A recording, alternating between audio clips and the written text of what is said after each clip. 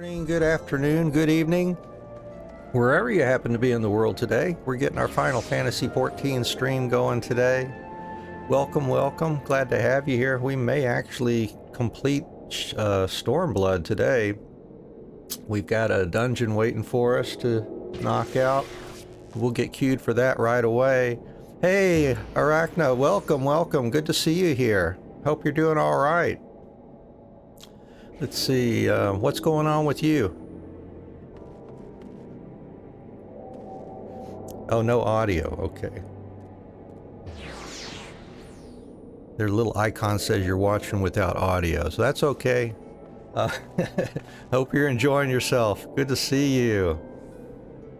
All right, let's see here. Yeah, getting ready for dinner. Oh, all right. Yeah, it's bright and early here for me. Yeah, just after 6:30 a.m. Oh yeah, no problem. Yeah, I appreciate you doing the lurk while you're doing that for me. Thanks for that. Oh, okay, lazy and don't turn it off. No problems, you know. I run into the same issues myself. I have things set a certain way. I'll do two different games or something. I'll forget to change the information for the game and be playing one game while it says I'm playing the other one, you know, so I know how it goes. Just forget to do some things myself. Yeah, it's 6:34 a.m. here.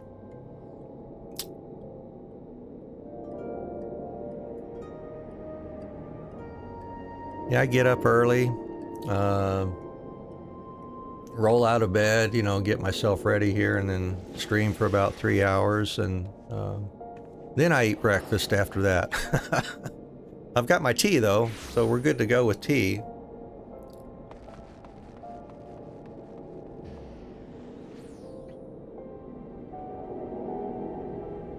Yeah, go to bed soon. Yeah, so you got kind of the reverse schedule for a lot of folks, it sounds like. You wish you liked tea. Okay, any particular reason? I mean, do you drink coffee or anything like that?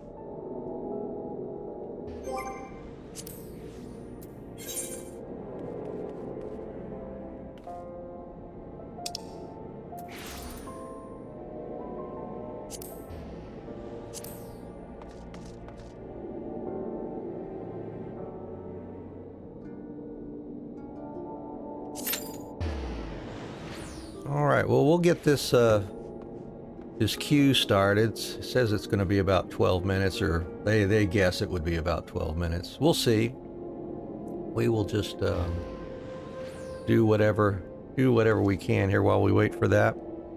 Oh yeah, well, juice is healthy. Yeah, juice and water. Oh yeah, just if you just want some flavor in it. Sure, yeah, I appreciate that. Okay. And you know, it just may not be for everybody, of course, so I hope you find something you enjoy.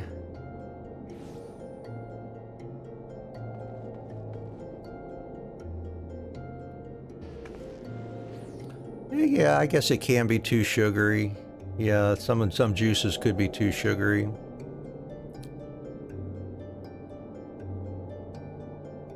I guess let's see, my favorite juice might be I don't know, I guess I'm partial to apple juice if I have to pick one. Other flavors of juice are okay too, I guess, but yeah, apple kind of is my favorite juice, I think. What about you?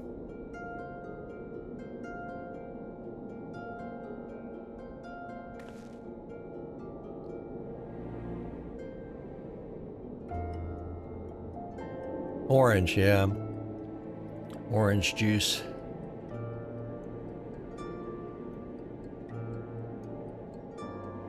Let's see, I wonder, maybe we could get started with the next miner, botanist, and fisher quests while we wait for that queue too.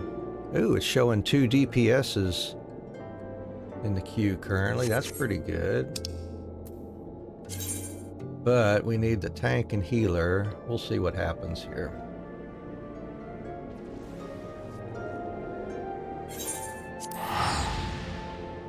Oh, so you've played this before? You might attempt it again someday.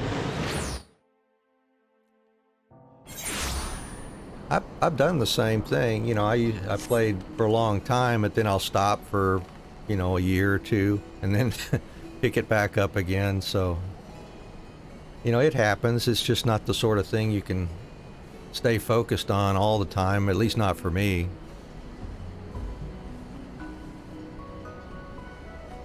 Oh, okay. Yeah, from 10 to 16, 17, thereabouts. Cool. Do you have any favorite classes you like to play, or any of them that you preferred?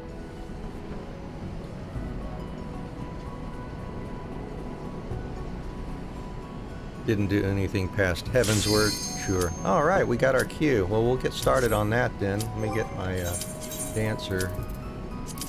Yeah, that was lucky. I hope it's real. There we go. Just wing it. Yeah.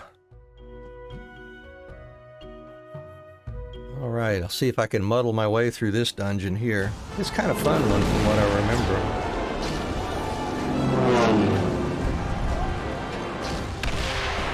People scare you and didn't want to play with others. Yeah, I've had that same feeling too. Try to stay away from the folks who are too judgmental, or, you know, a little too serious, I guess, as it were. Alright. Better pay attention to what I'm doing here. Leave this to me.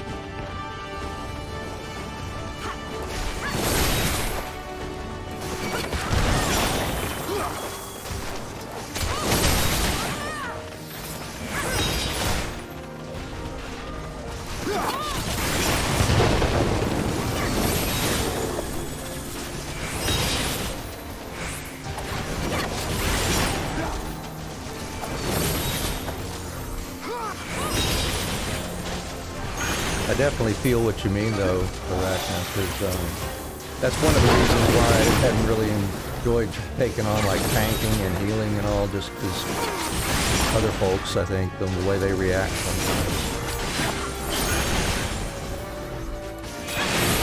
But they have a new system now where you can actually play with NPCs on some of these later dungeons, which is really nice. So you can just queue up with the NPC characters and go through them. Just not the 8-man duties.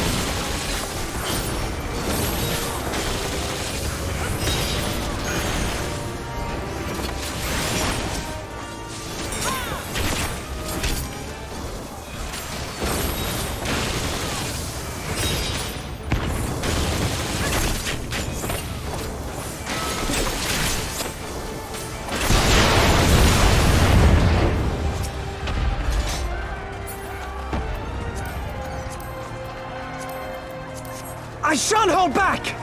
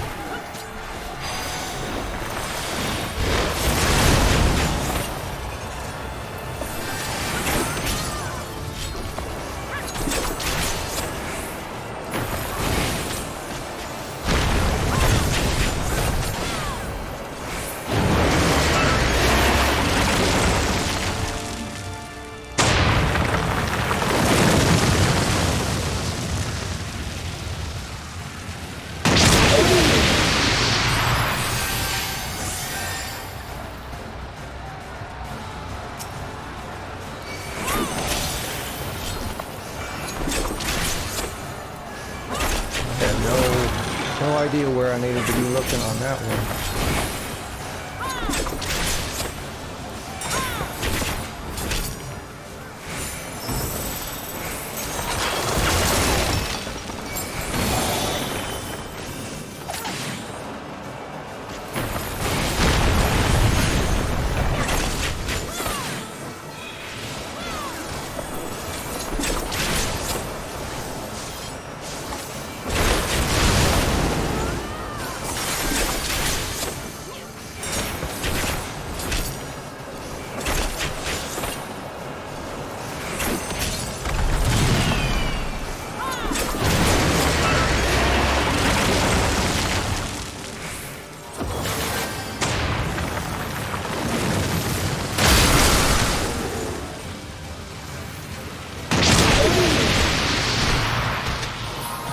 All right.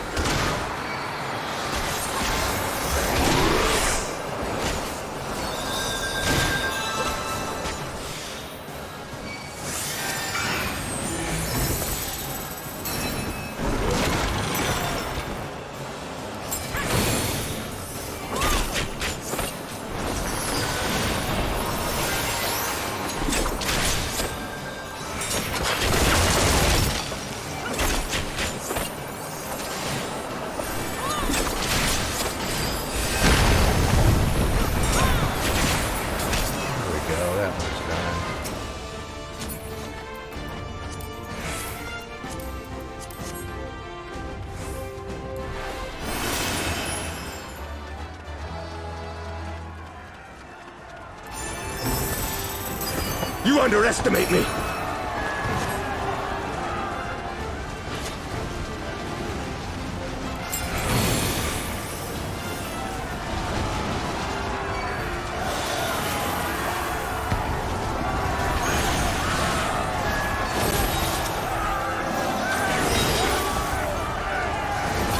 Out of my way!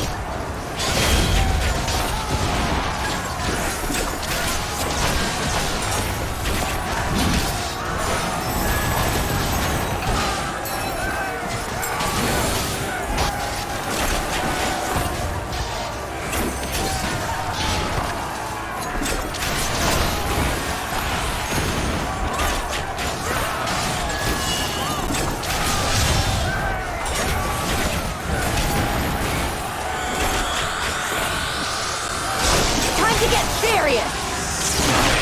Alright, go Elise.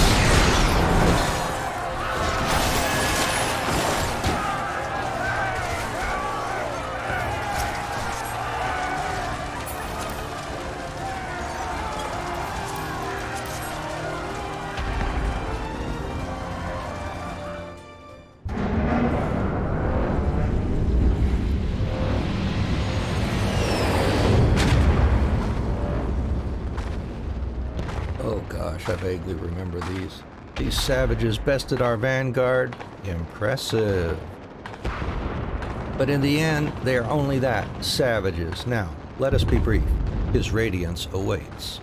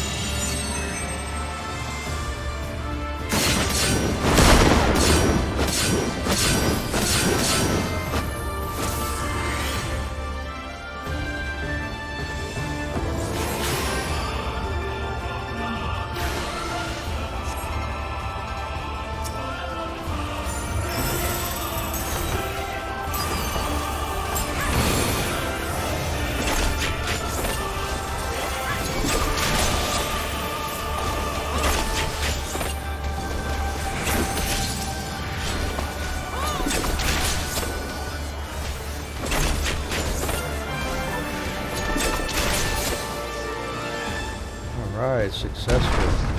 Oh, and I'm full up on Allegan tombstones. Hey Lily, welcome. Good to see you. Get to see our great finale here in this dungeon.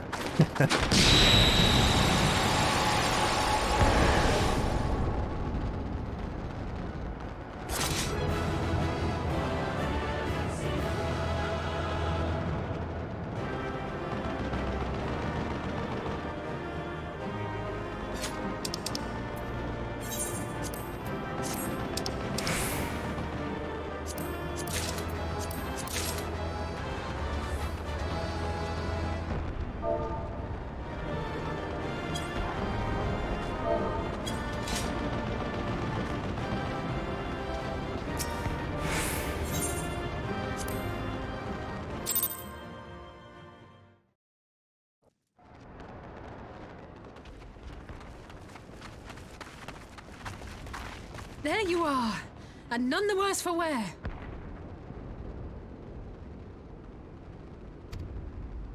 Indeed. I had hoped we might do more to help, but there seems to be no one left to fight. A tactical withdrawal, perhaps? We should give chase. Finish them off while we have the chance. Imagine the other surprise when they wake to find the war already won.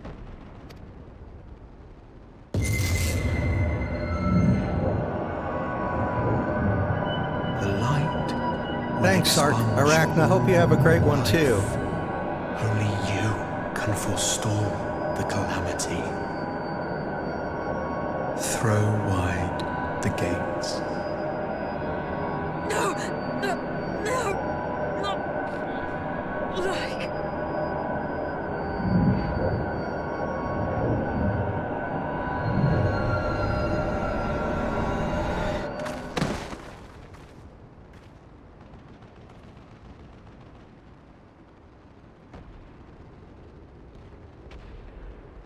Oh no. Don't tell me. Yeah, afraid so. Are you all right?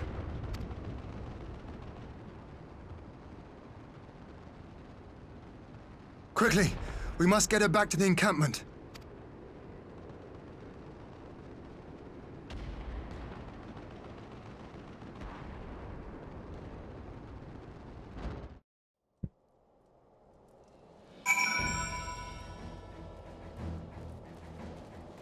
Alright, well let's see. What gear did I get here? Nothing went to my inventory, I take it, except the orchestration roll.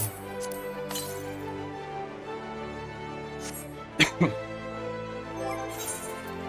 see. Oh wow, got 3 pieces we can use there. See, going from eye level 366 up to 75. Awesome.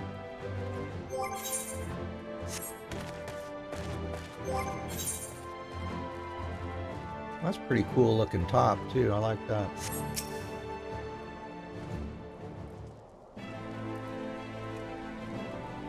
So, the Garleans have been routed, have they? Well done. Though this exchange was no more than a test of our strength, like as not. They won't be taking any chances now that the Emperor has joined the fray. They'll want to take their time, whittle down our defenses. Still, with your help and that of our eastern allies, we've passed the first test.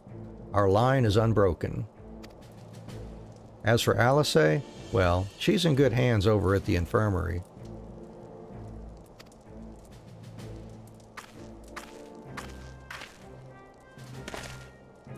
My lord, the Chirurgeons have completed their examination of Mistress Alice, and it is as we feared. She is locked in a slumber without any outward cause. Just like the others. Damn it all. Aye, the Garleans picked a fine time to come knocking. 5 Scions incapacitated, and with the enemy on our doorstep, I cannot spare the men to assist in the search for a cure. The best I can do is see to it that Alice is escorted safely back to the Rising Stones. Ugary and I would return to our encampment. The main contingent of our forces from the Far East is under sail, and all must be made ready for their arrival. I'll not keep you then.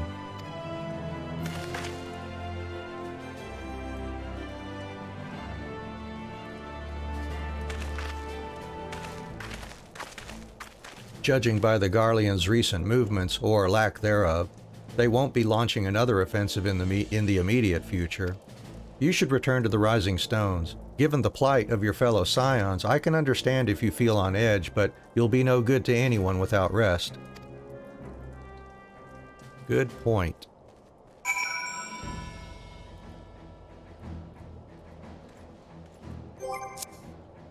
So that's where we shall go.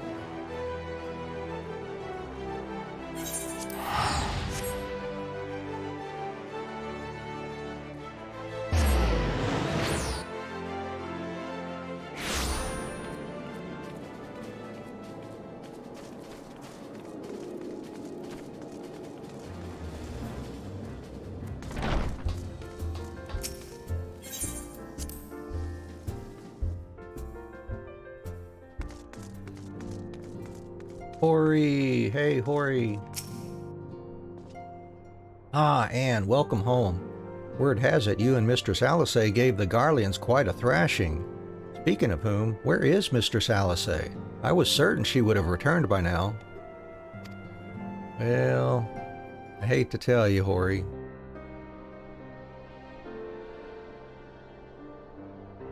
By the 12. Not her, too. Ochre and I will ready the infirmary for her arrival. We will also need to send a message to Tataru post-haste. Would that I had something other than grim tidings to share with her. And with you too, for that matter. It grieves me to report that the Archon's condition remains unchanged. As we speak, Colton, Kryl, and Master Matoya continue to explore every possible avenue. Alas, their efforts have yet to bear fruit.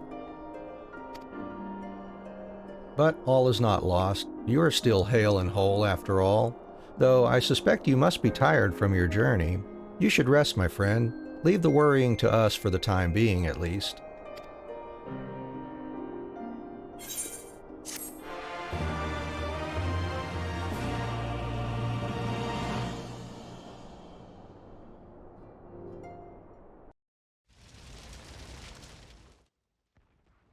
Meanwhile, at the border of Alamigo.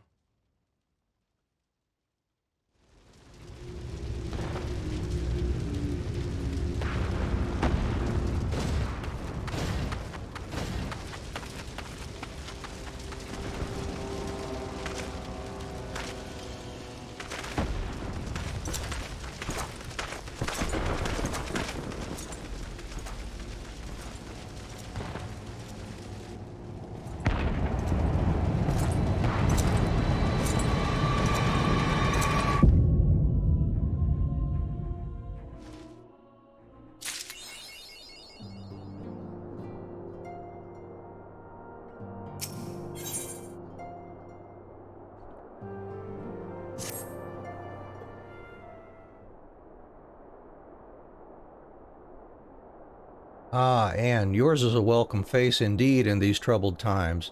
Though if you've come to inquire about our stricken brothers and sisters, I am afraid I have naught to report. Colton and the others continue their tireless search for answers, and I too have done all in my power to assist them. Alas.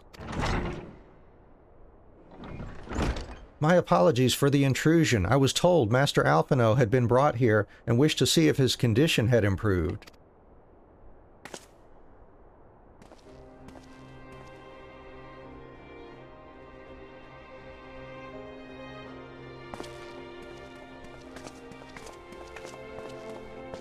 Mistress Anne, I have heard about the part you played in driving back the Empire's forces. Thank you. That you were able to stop them, if only for a short while, gives me hope. I realize how strange such words must sound coming from a Garlean's lips, but I speak them out of the love I bear for my homeland, because I wish to see an end to the bloodshed. That is why I chose to share all that I know with the Alliance. Though I will surely be branded a traitor, I am content to bear that ignominy. 'Twill seem a small price to pay if it helps to prevent this conflict from escalating any further.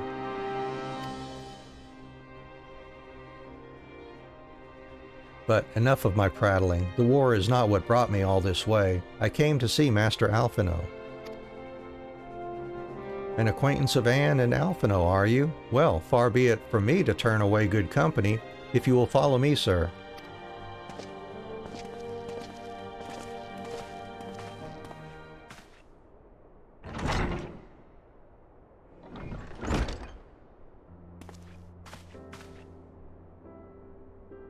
When word reached me that Alphino had returned, it seemed only right that I visit him. Poor lad, it pains me to see him thus, but I take solace in the knowledge that he is safe and well cared for. He fought valiantly at the burn. The Populares could not have wished for a more committed ally. I know not how he came to be so afflicted, but I pray a cure will be found soon. On an unrelated note, you may be interested to know that I traveled here in the company of another acquaintance of yours. He awaits my return at North Silvertier, and I am certain he would be glad to see you, assuming you can spare the time, that is.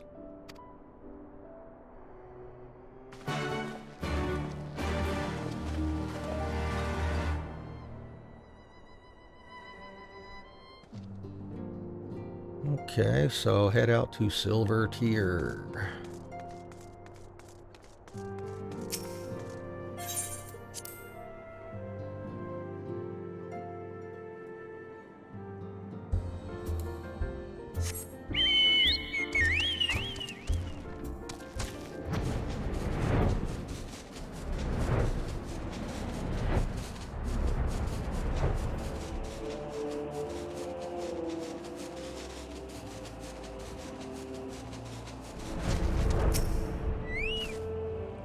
Ah, there you are. I was beginning to think you would not come.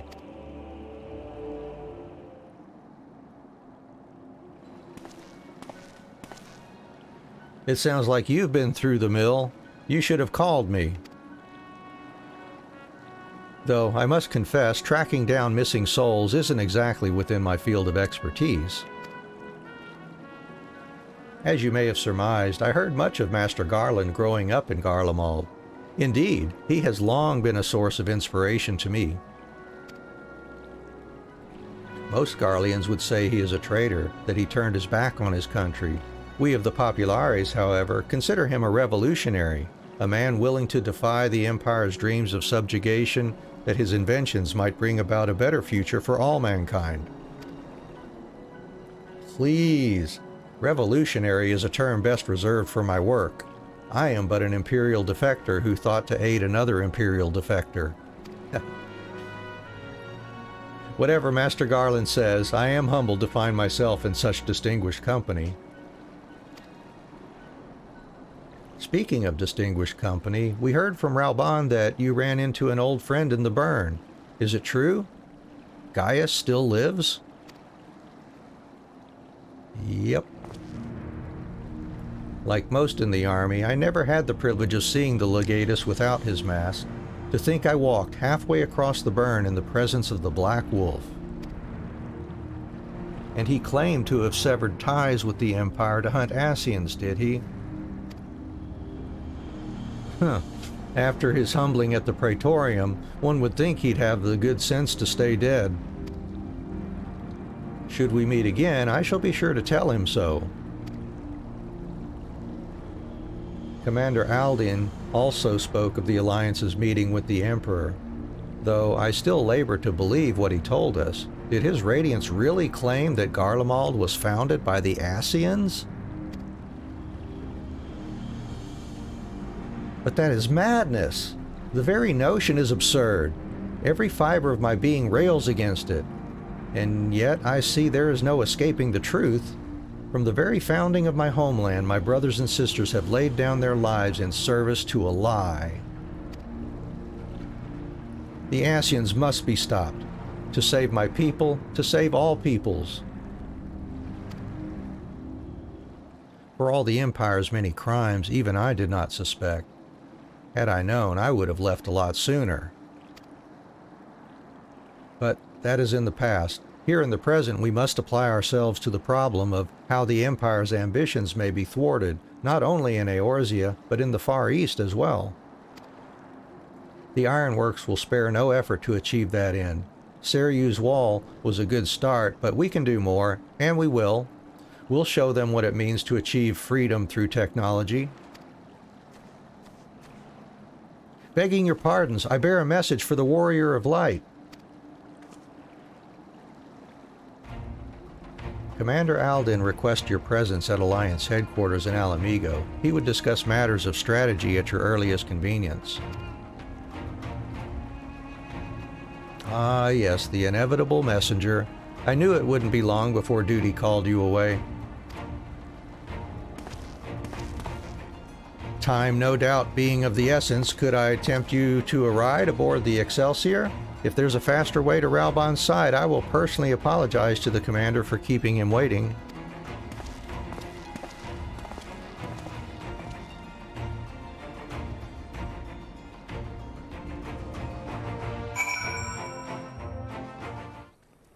And whoosh, there we go, we're there. I swear, every time you board my airship, you seem to be barreling headlong into danger, and every time you somehow contrive to emerge victorious, which of course is an admirable skill. But no one is invincible, Anne, not even you, so please take care of yourself out there. I pray you remain safe on the front lines. Though ill-equipped to join the fray, I shall do all I can to assist from headquarters. My colleagues and I have been tasked with evacuating casualties by air. See that you aren't among them, eh?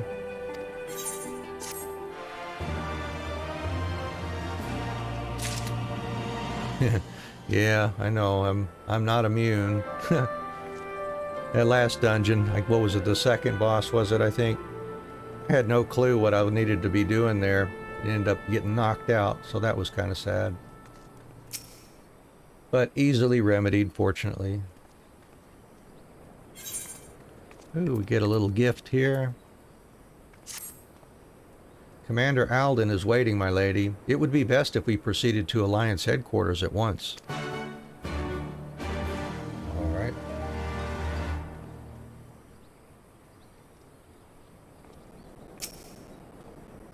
Are you ready? Yes, I am.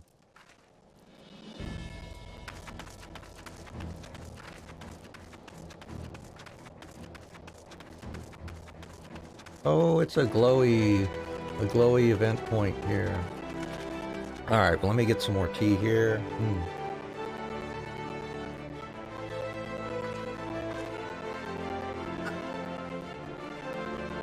All right, settle in and get this one done. You're here. Good. I summoned you to discuss strategy, but first I would apprise you of the Garlean's movements. And upon speaking to Ralbon, several cutscenes. All right, so we're here with some more long ones, it looks like. And we're capped at 70.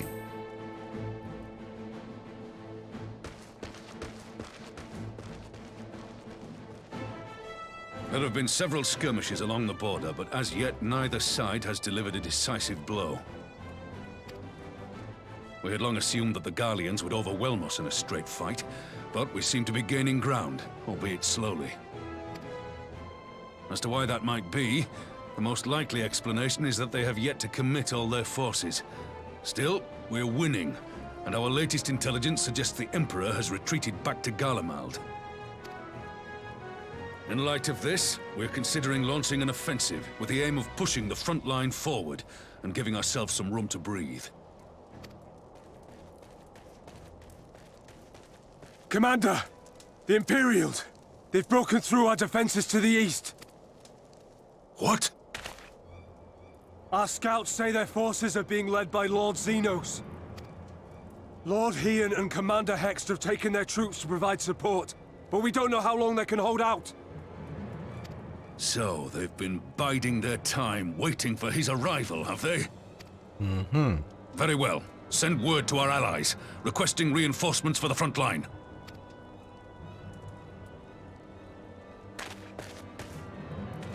Should the worst come to the worst, I may need to enter the fray myself. But what of you? Do you still have the strength to fight? Of course. You need only say the word.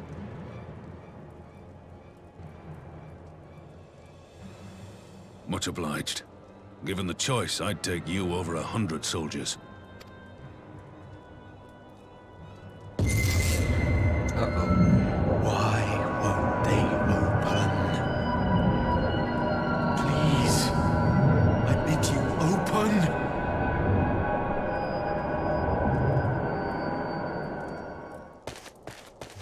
Jude, your timing leaves a lot to be desired. What's wrong?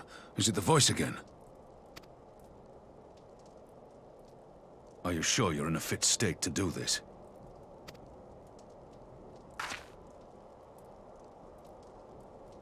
May Ralga grant us strength. Give 'em hell, lass. I, for my part, will defend this place to my dying breath.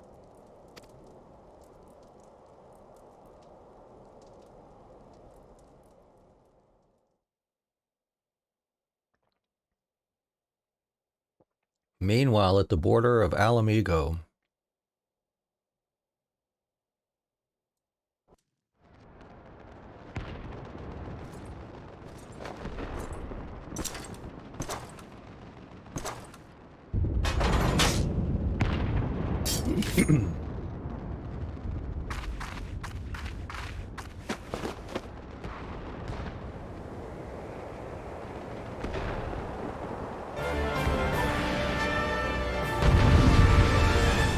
Okay, let's see here what we've got going on here. Alright, let's see, there's second wind, Yusatsu Gyoten, that rushes the target, and attacks.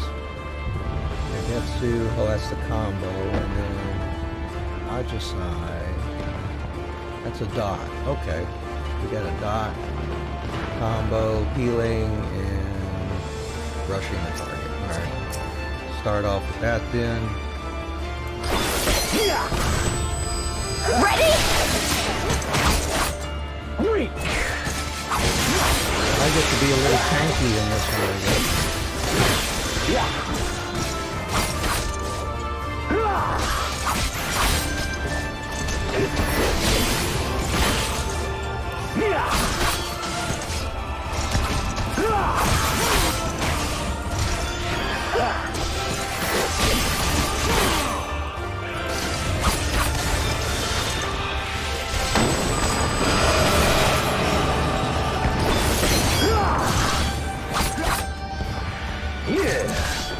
This one's for you, Ida.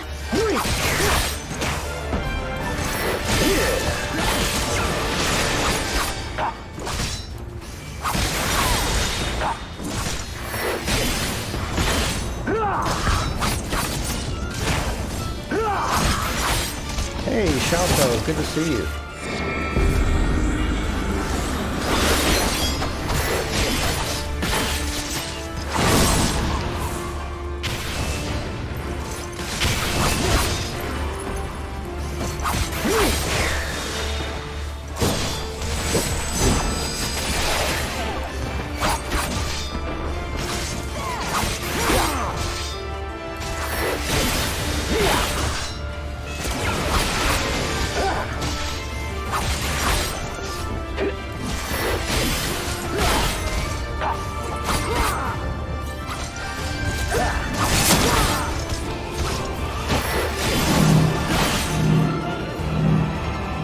Don't run near me. Alright.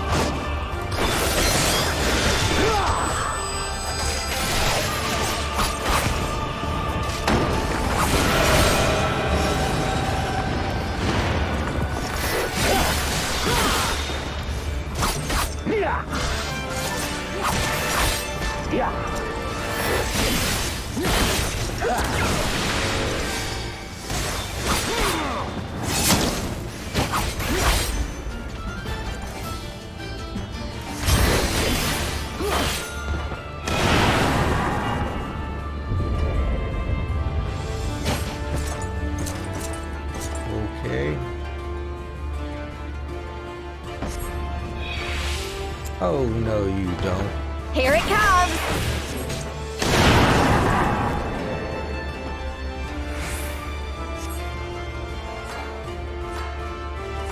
The weave of a shinobi's power.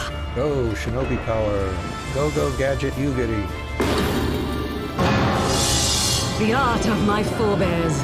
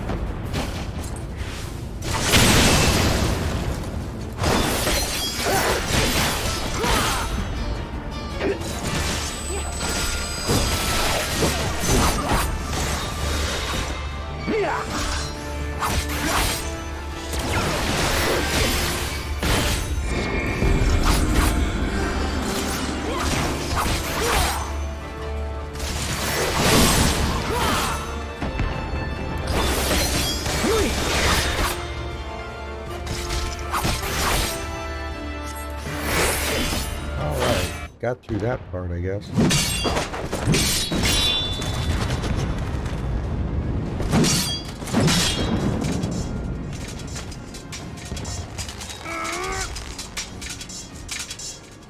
Oh, fiend! Yeah, he does have a lot of HP, doesn't he?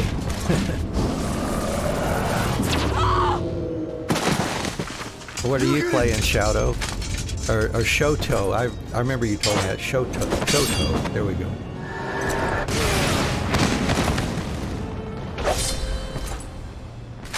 Damn you!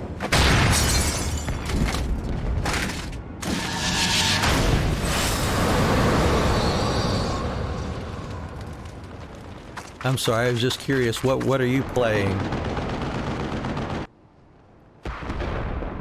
Shoto. I had to get your name right. I remember you told me how that was pronounced earlier.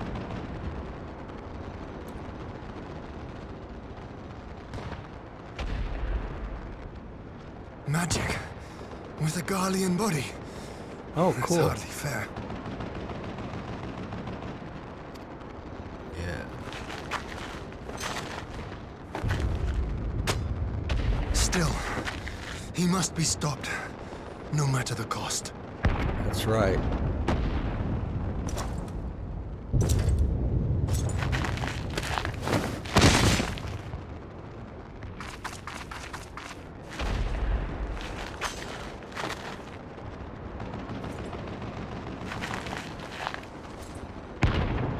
I'm here.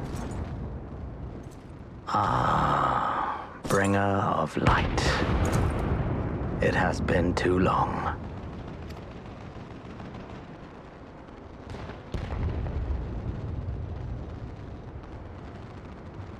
No words to mark our reunion? So be it. Equilibrium must be restored, and only your death will redress the balance.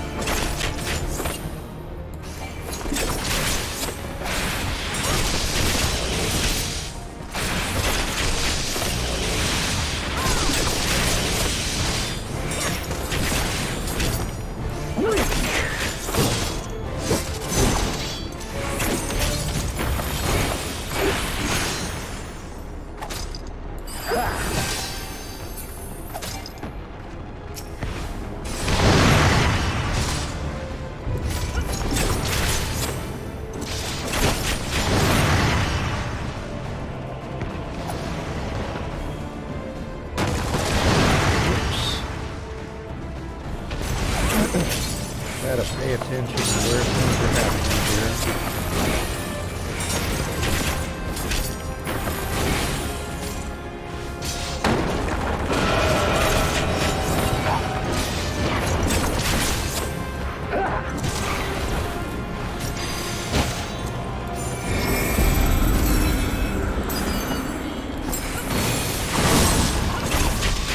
Ha ha ha. Arm's length.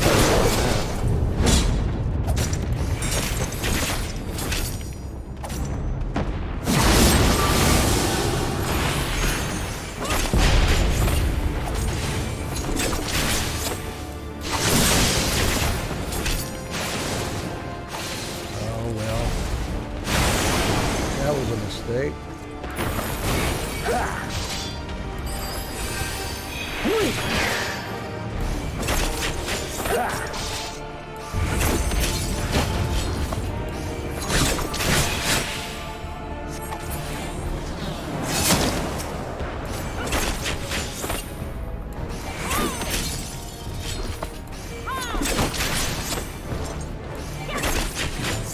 Oh gosh.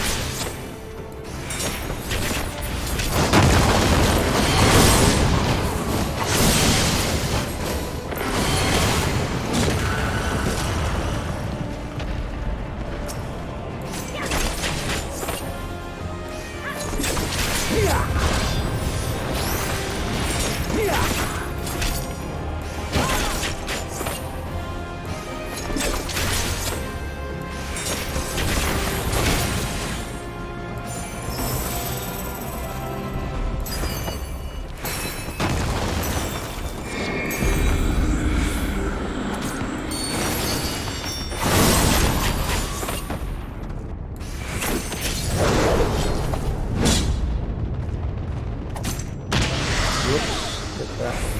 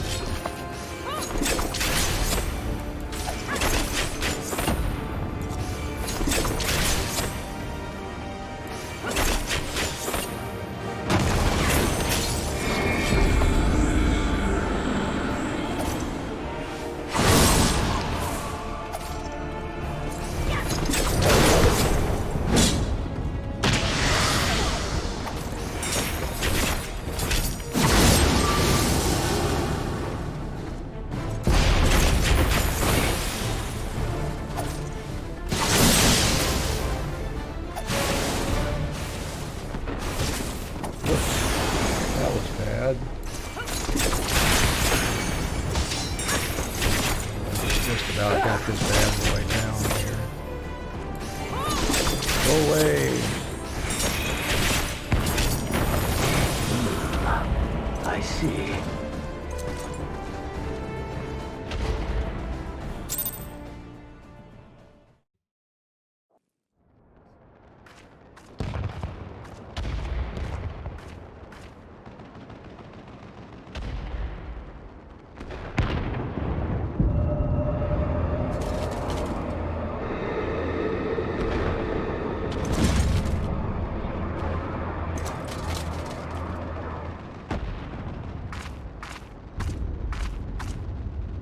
Your mother chose her champion well. Yet, for all your strength, you will still fail.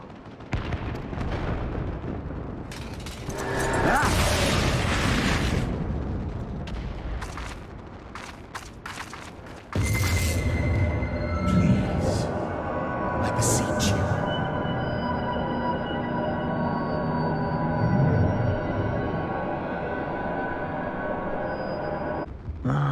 Someone calls to you.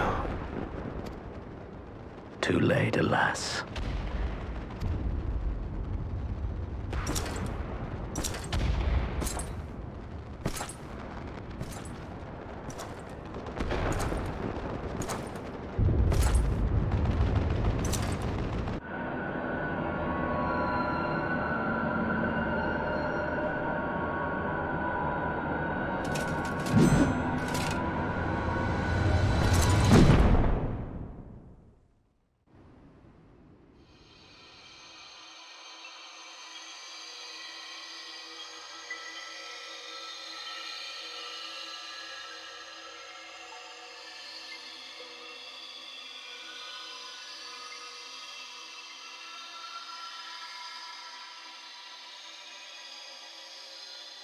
At last, I found you.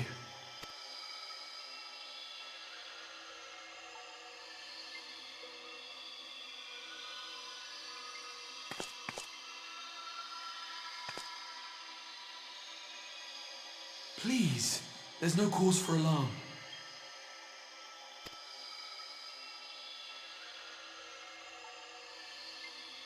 Though, I confess, this is not where I had intended to meet. But the place of our meeting is of no consequence, like the war you wage. Win or lose, the path you walk leads only to oblivion. The better path leads you here, to me. I have need of your strength.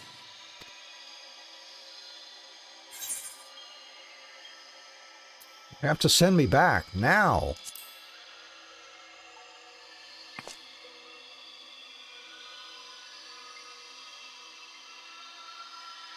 The battle is over, the danger past, but your work is not yet done. Go to the Crystal Tower. I have left something for you near its base. It will serve as a beacon of sorts, one which I pray will help you on your journey. All you need do is find it. I will take care of the rest.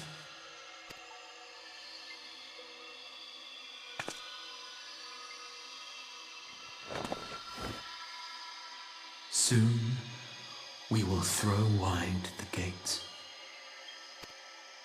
And the path to the first will be yours to walk at last.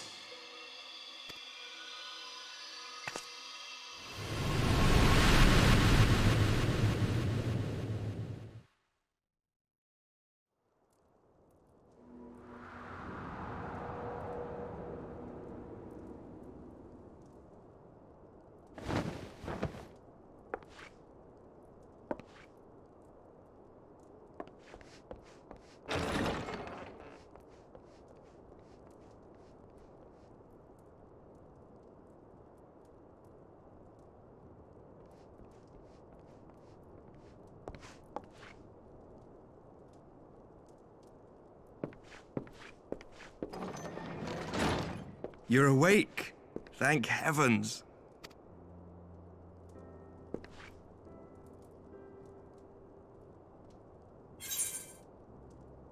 What happened?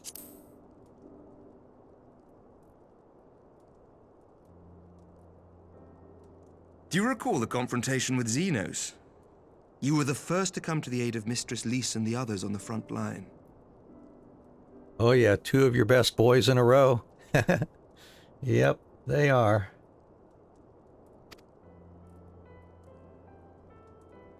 In the midst of your duel, it is said you faltered, and that the Crown Prince seized the opportunity to deliver a mortal blow. Yet before his blade could find its mark, he was distracted by the arrival of a second adversary who bore you away from the battlefield and into the hands of our chirurgeons.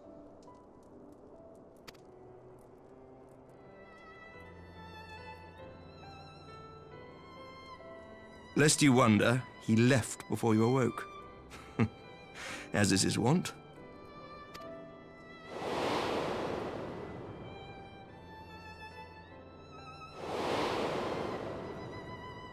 Estinian never was one for emotional farewells.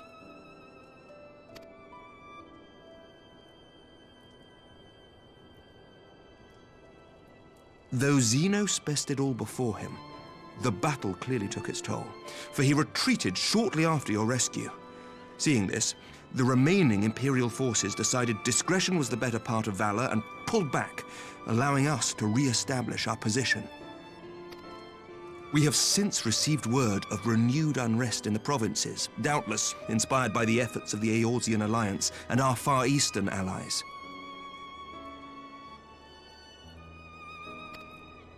Nor does the good news end there. We have also come into possession of intelligence suggesting unrest within the Imperial Court.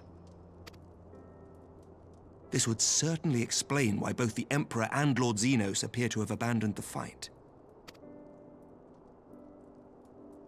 A long-awaited ray of hope in these dark times.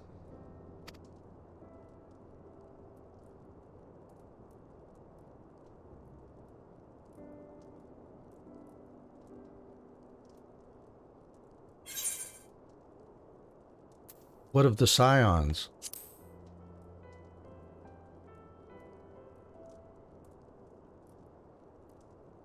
Yet to awake, I'm afraid. But please, concentrate on your own recovery for now. You have carried the hopes of some half-dozen nations, and we are all eternally grateful for your efforts. But no one is without their limits, not even you. Leave this fight to us, my friend. You have earned your rest. But before I forget, I was asked to deliver a message as soon as you awoke. A reminder that you are not alone, though many of your allies have fallen. When you are well and rested, you are to return home, where friends will be waiting for you.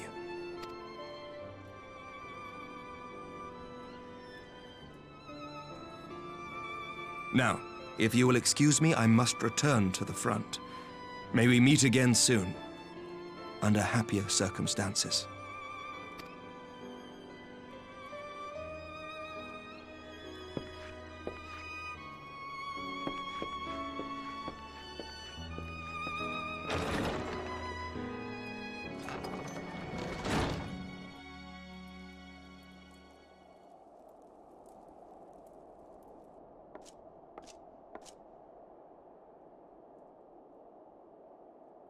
Well, this is a most unexpected surprise.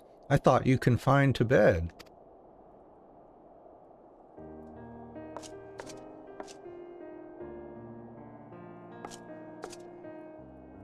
When I heard that you had collapsed on the field of battle, I confess I feared the worst. But with you standing here before me, I see now that the reports of your defeat were greatly exaggerated. Thank the Fury.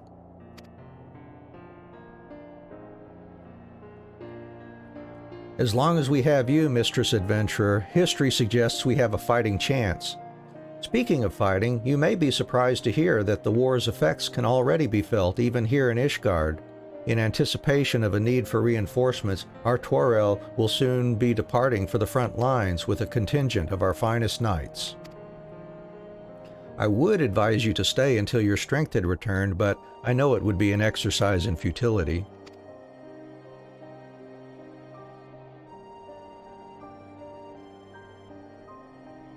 Indeed, I suspect you have already decided on your next destination. Dark days lie ahead, of that I have no doubt, but the light of hope shall ever guide our steps so long as we have the will to press onward. And press onward we must. Farewell, my friend. I pray our next meeting will be under happier circumstances.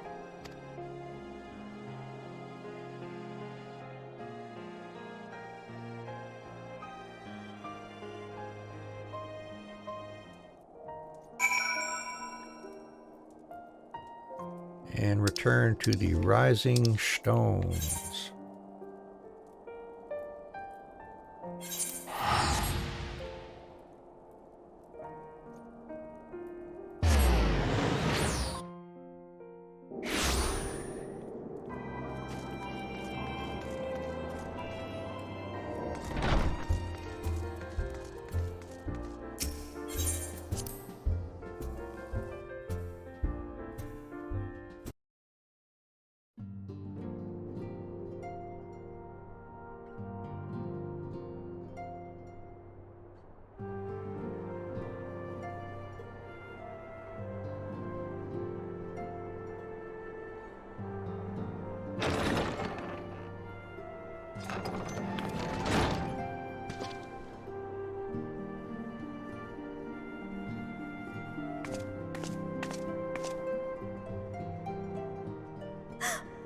By the 12! I don't believe it!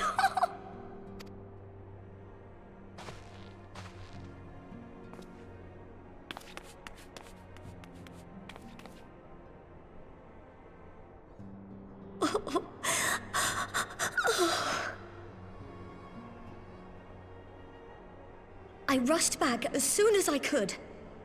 I swear, my heart nearly stopped when I heard you'd collapse like the others. What in heaven's name is going on?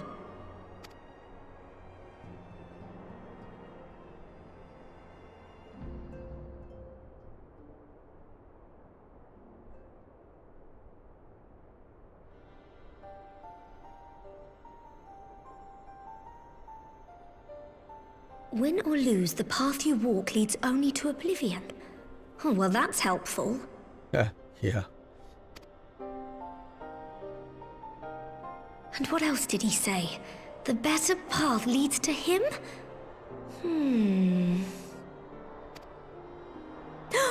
If his is the voice you've all been hearing, perhaps the others are with him. You're so Sir smart. Emmerich said the fighting had reached a stalemate, didn't he? But if that monster masquerading as Xenos comes back... Thancred, Yestola, Urianger, Alphano, Alize... You're going to need all of them on your side to defeat him. And I forbid you from going to face him on your own, do you hear me? So if you must leave, go and find the others. Bring them home.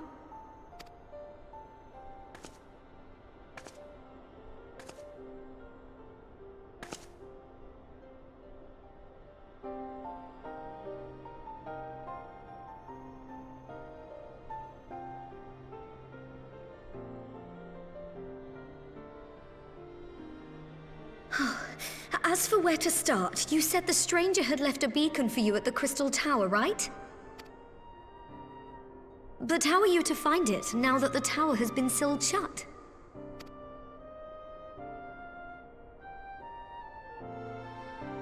There has to be a way.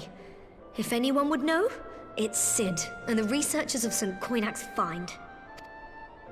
Don't you worry, we'll find that beacon for you.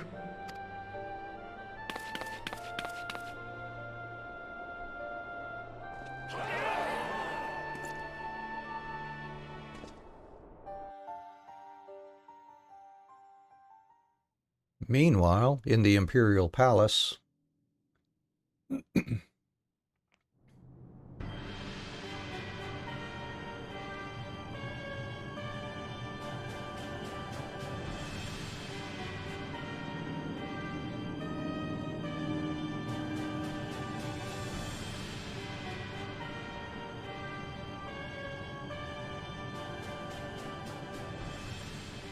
I pray you have good reason for abandoning the front. How could I remain there while the rumor that my son is possessed by a demon spreads like a sickness here at home? I will not be made to fight for the throne a second time. But what of you? Did you not tell me you would destroy Eorzea's champion with the ease that one might swat a fly? A minor setback. She will not escape me again. Where is your grandsire? I would have words with him. How should I know? Do you hide from each other's sight as well? I imagine he's doing what all Scions do. He must have found a way to take advantage of this turmoil. Men are not pawns to be played with, Scion. You underestimate us at your peril. This war will not be decided by you and yours. Man must choose his own fate, and I, for my part, will do all within my power to see Garlemald emerge victorious.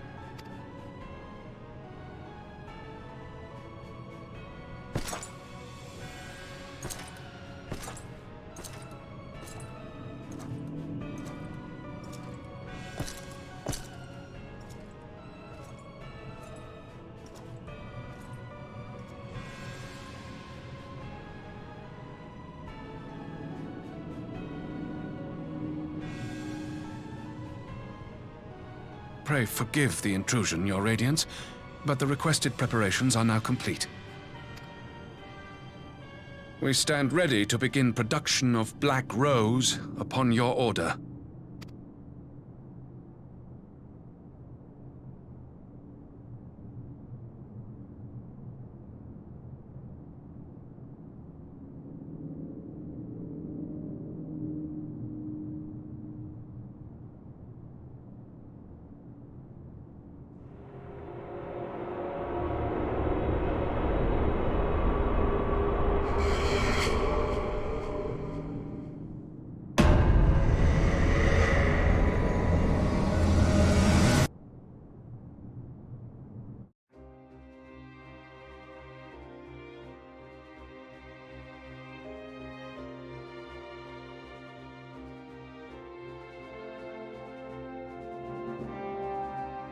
I think that does it. Official ending, yep, to Stormblood.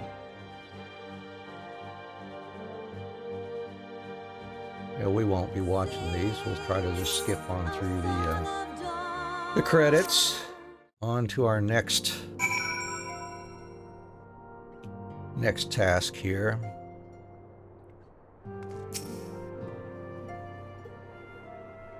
I knew you'd be all right. And to celebrate your return, I made you this, a brand new traveling outfit. Oh, I do hope it fits.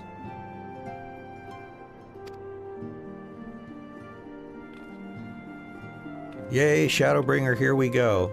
Yeah, soon. Actually, what I have to do now is complete my crafting and gathering up through the end of Stormblood 2. I'll get into the initial quest for Shadowbringer, and then I've got to work on my gatherers and crafters. But yeah, eventually we'll be getting there. And I'm going to be doing a class change too. To start Shadowbringers, I'm going to go ahead and change to a Reaper. I'm going to change into Reaper and continue on there. I mean, I'm already over leveled as a dancer now with this Road to 80 buff that's been going, so I'll reset myself to level 70, play as a Reaper, starting out the story, and that'll keep it a little more interesting too. But now is not the time to fuss over your measurements. I must go and speak with the researchers of St. Coinach's Find. You go and rest while we track down that beacon. Yeah, more crafting and gathering.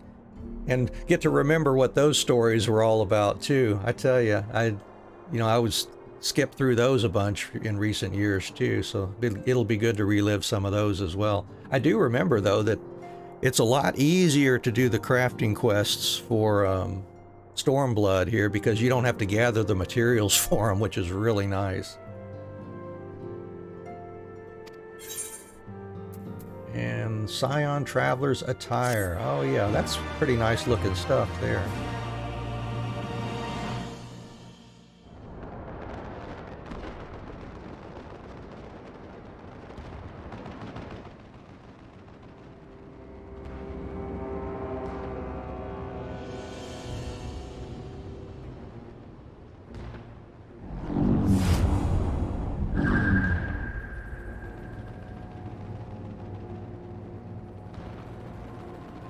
My enemy. My friend. Had I been but a step faster.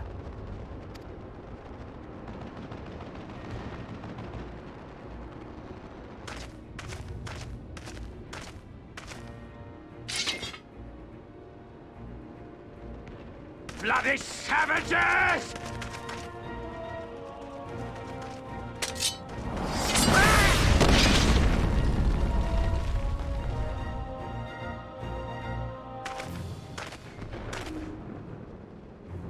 A pity your hunt leads you elsewhere. Not that I am surprised. May you find joy in it. Grow stronger, more savage, and savor every triumph. In the meantime, I will reclaim that which is rightfully mine.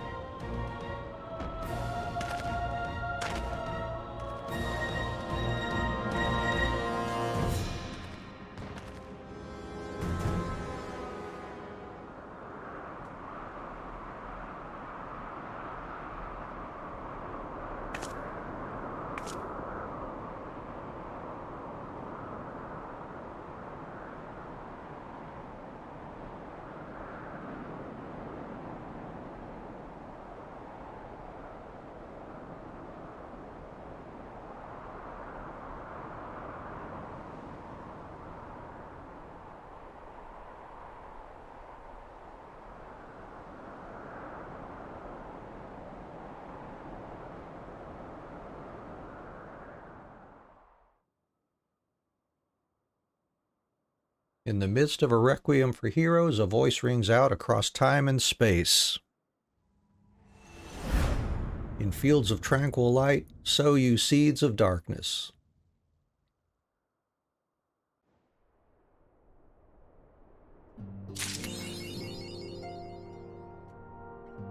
And that should do it. Let's see. Go ahead and pull that in there. Everything went to the armory chest. That's good. Oh yeah, there's the massive experience reward for this one.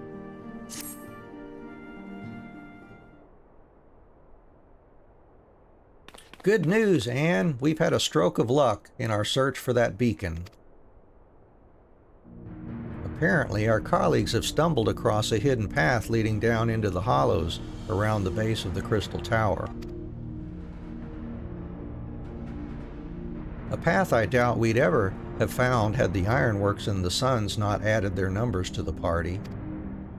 Thanks to them, we have eager eyes aplenty down there, checking under rocks and peering into every nook and cranny. Still, it sounds like there's a lot of ground to cover.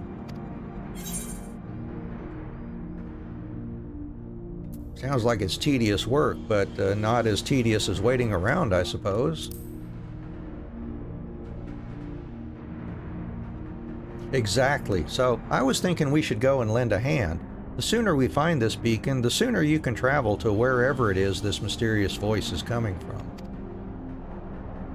and the sooner we can work out how to help our friends. We have to find a way to wake them up, and before the Empire comes calling again, meaning we have no time to lose.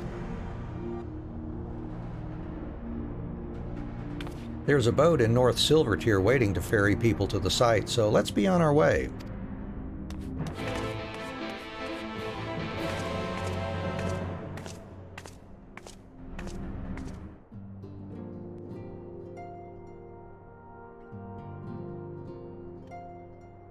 All right, that's where I'm going to leave it here for the Shadowbringers. We'll leave it there and come back to that later.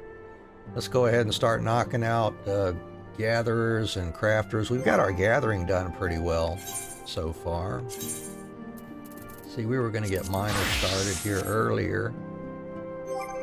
We just have to do the level 68 and 70 quests for the gatherers. And let's see what else we're going to do here. Let's head on over to Idleshire, get that started. And let's see, the crafters on the other hand, they've still got to do, I think they're level 63s, 65s, and 68s and 70s. And we'll do some script gathering too, so that we can get some great gear for going into Shadowbringers as well. Where the money takes you, and we're just going to get a tool from that. I'm late. Oh, hello there, Anne. Sorry, you've caught me at a bit of a bad time. Are you familiar with Rowena?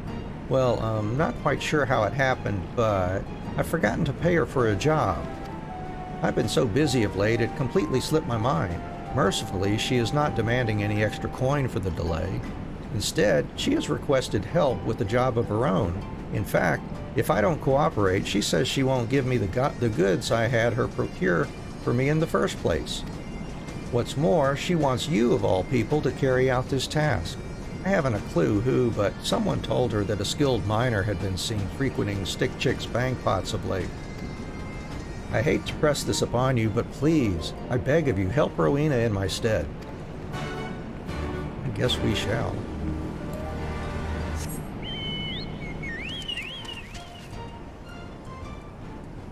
Yeah, take care, Shoto. Thanks for stopping in with us today. I hope you have a great rest of your day there.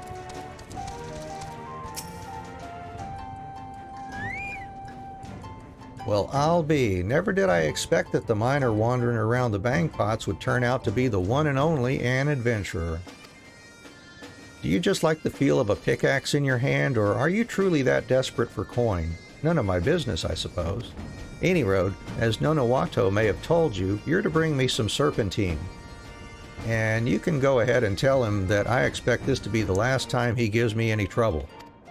Oh, and I suppose I ought to tell you that you won't find it anywhere save in Yanxia in the Far East, precisely why it fetches such a pretty price here in Eorzea.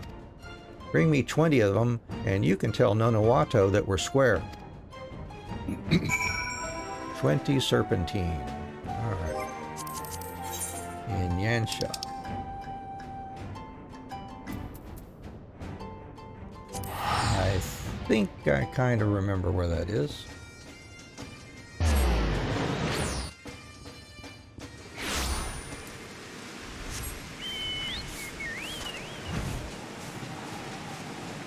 Get my bearings here. I think it's over here, maybe. Not those. It's not those that we see.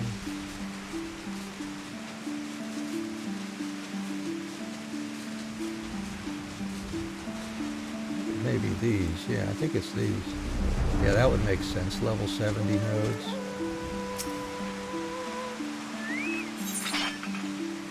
Serpentine. There it is. Gathering, and oh, I can use 15% to get a guaranteed strike on that.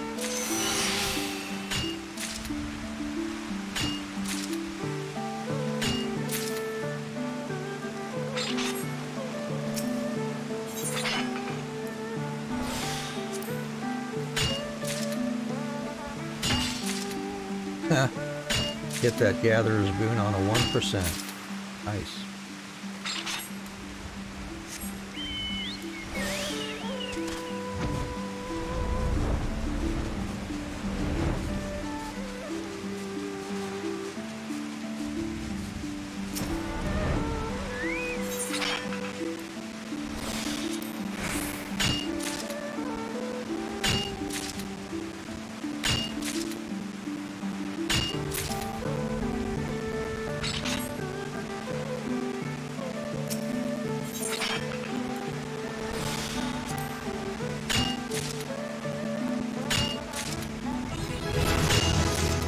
Level 70 now.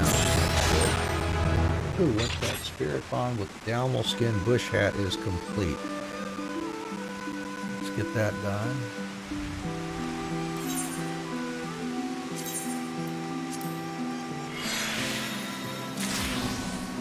The Gatherer's Grasp, Materia 4. Okay.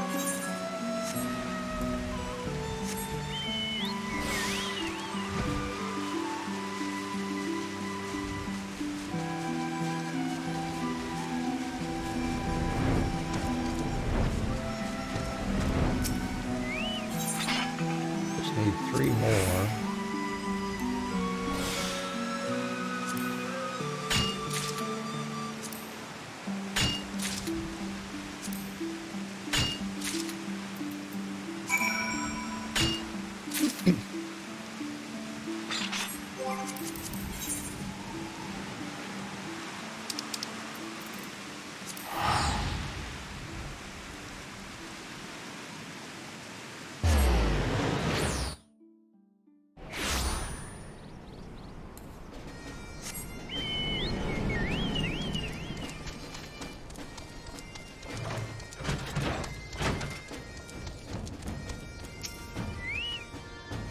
I expect 20 chunks of serpentine. 20, you hear me?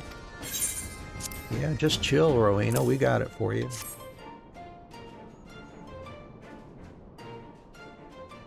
Ah, good lass. Well, you've held up your end of the bargain. Here's what Nonowato was after.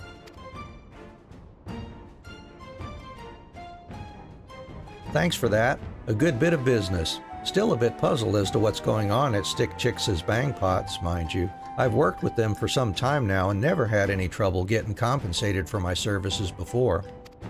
Now that I think on it, I haven't seen much of Stick Chicks lately. He tends to stop by every now and then to check the quality of orders and the like, but I can't remember for the life of me the last time he came here.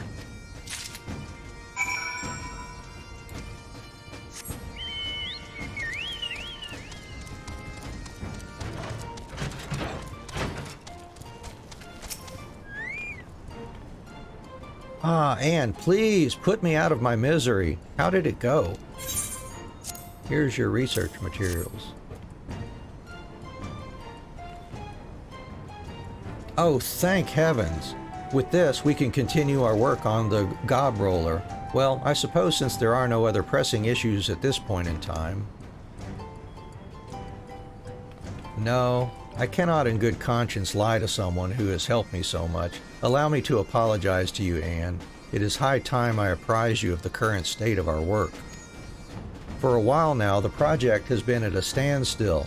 And before you jump to any conclusions, this has nothing to do with quarrels breaking out between our workers. No, it is much more serious. Chief Stick Chicks is missing. I have tried and tried to ascertain his whereabouts, but no one has been able to help. I don't suppose you have heard anything. He said something about visiting Slowfix. He went to Slowfix's for advice, you say? What on earth could he... Ah, but of course. He must have sought him out to discuss all the recent bickering between the manufactory workers. It really matters not why he went to speak with him. What's important is finding out if Slowfix knows just where the chief is. As we have no other clues at this moment, I suggest we seek out Slowfix post-haste. Come along, Anne.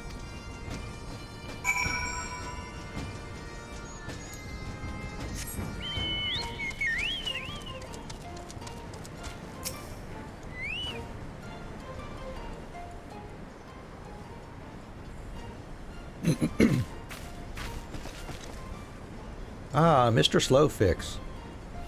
I was wondering if you might have the time to answer a few questions of mine. Shh. Slowfix has no need to trade tongue flaps to guess what knowings Uplanders want. Uplanders would have Slowfix explain where Stick Chicks went, yes?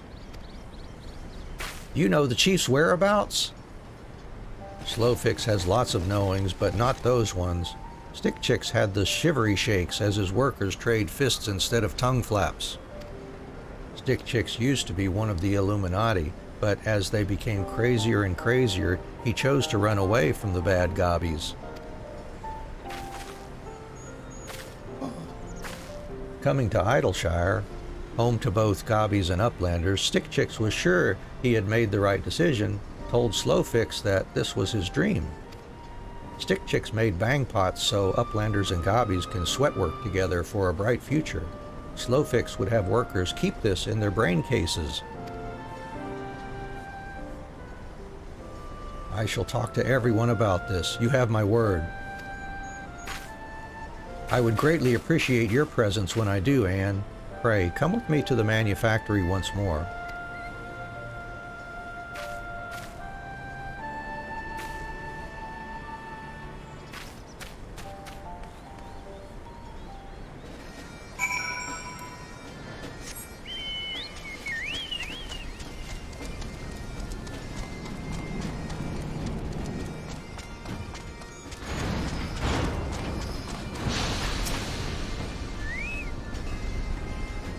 You have no idea how reassuring your presence is, Anne. Wait a moment while I gather the others.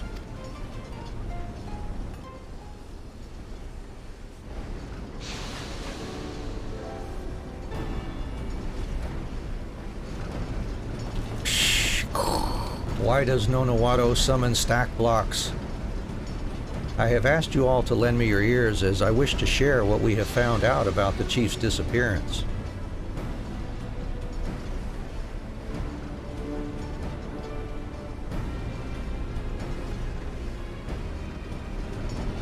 In short, you are saying that the chief's desertion is down to us? It is the end of the world as we know it, and yet I cannot criticize the chief's actions. We have tested his patience time and time again. It's hard to believe, but our own bickering has destroyed the very dream we came together to make a reality. We're nothing without the chief's guiding hand. Are you of the same mind, Anne?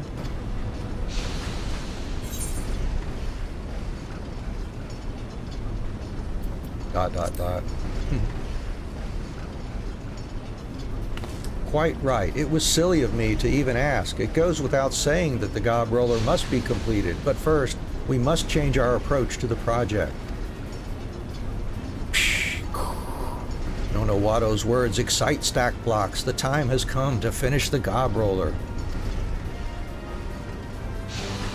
Nonowato, the fire in your heart is infectious, but tell me, just what do you mean when you say we must change? We need to focus on working together as a team, not as a collection of individuals. I myself know just how easy it is to get caught up in matters that only concern oneself. For the duration of this project, I have consistently relied on Anne's help and done nothing of note. But that ends today. As of this moment, we are a team in the truest sense of the word. This, I am convinced, is the key to finishing the gob roller as well as continuing our work long into the future. The chief would no doubt say the exact same were he here today.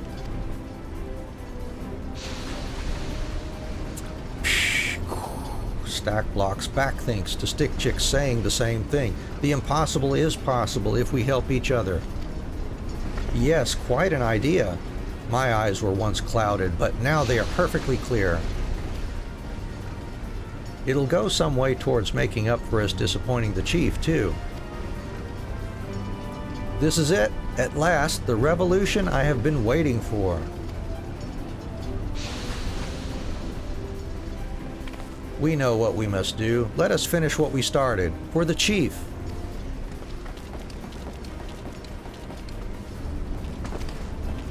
And if you have the time, let us speak outside.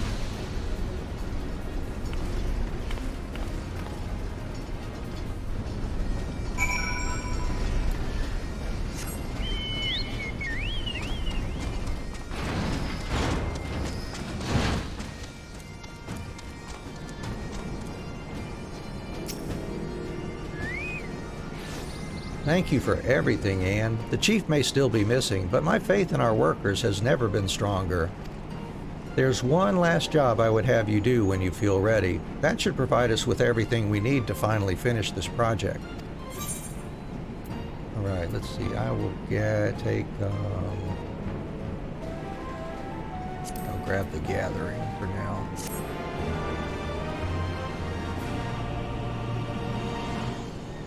We have learned Bountiful Yield 2.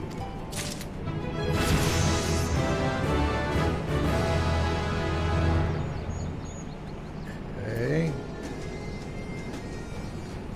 And your next gathering attempt by 1, 2, or 3 determined by your gathering rating. I'm going to throw that off of here. Alright, we got a new tool. Yep. And let's see what we got to do for this next one. And a delight to see you as always. Please follow me to the bang pots.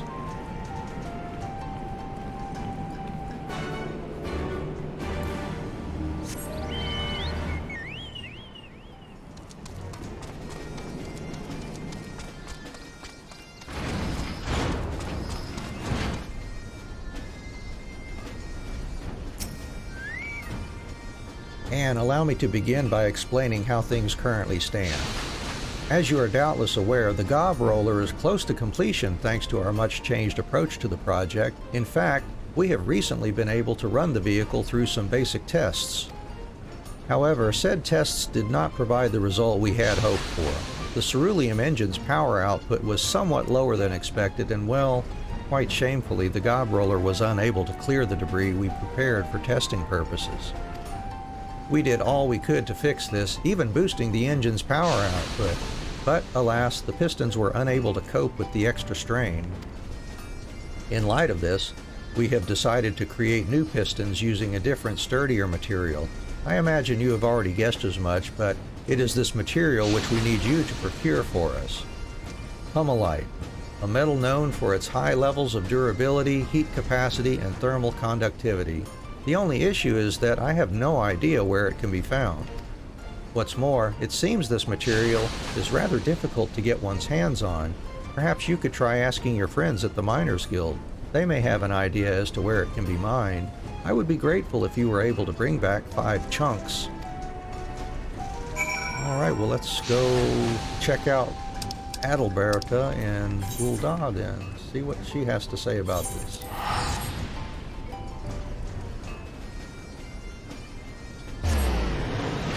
I will go ahead and pull up my notes here too.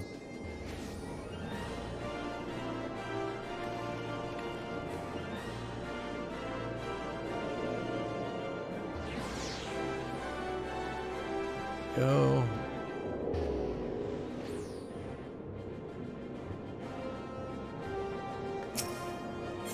We know what Adalbert is going to tell us, I think.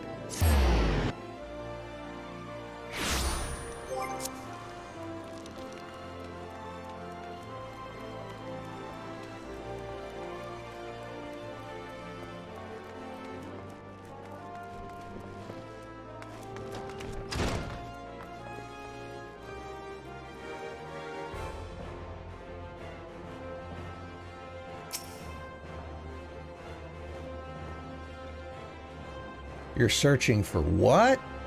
Can't say I ever expected to hear you, of all people, bring that mineral up. You'll find what you need in the peaks of Giravanya. Word has it, it was traded fairly often back in the day. However, that all changed over the past century. First, it became increasingly scarce thanks to the Autumn War between Alamigo and Gridania. Then, once the Garlean Empire took Alamigo for their own, trade of the mineral ceased completely. But I imagine the Miners Guild's very own Ann Adventurer would be more than up to the task of locating a deposit of Hummelite. Best of luck to you, friend.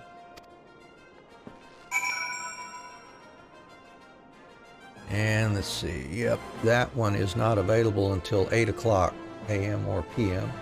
So we'll leave that one alone for now. Over to Botanist and take on our level 68 quest for that one.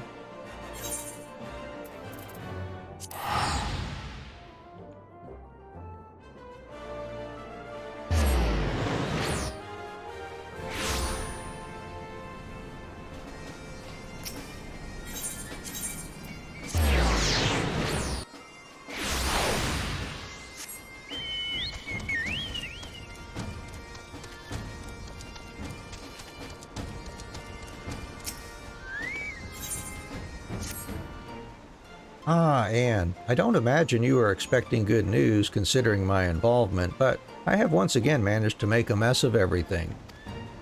While the first generation of crossbred Papito plants successfully sprouted, every single one of them withered frightfully fast. I imagine it's down to some kind of disease, but an amateur such as myself could never hope to identify such a thing. Fufucha has once again summoned us to the guild to discuss this latest development. I shall see you there.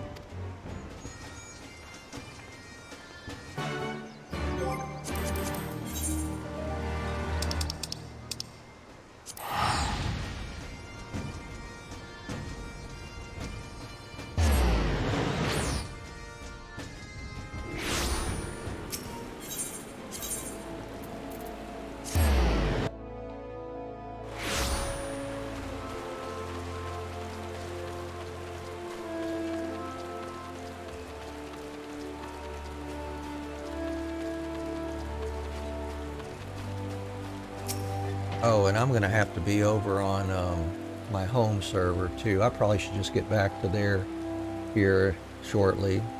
I won't be able to see some of those timed nodes unless I'm on my home server.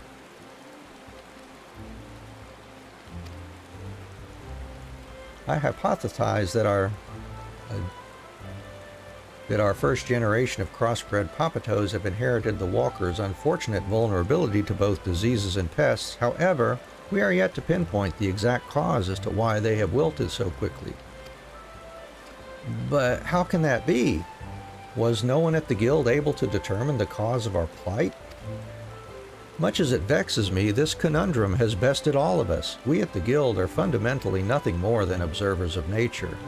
It is a force all of its own, one that we try our best to understand but cannot hope to harness, nor should we. However, that is not to say that all is lost. I fully intend to devote all of the resources available to me in order to ascertain exactly what it is that hinders our progress so. I was also hoping I could count on your help, Anne. A fresh pair of eyes may be exactly what is needed to get to the bottom of this mystery. That's a good idea. Anne, let's head back to the mud plots, and I shall do my best not to get in your way.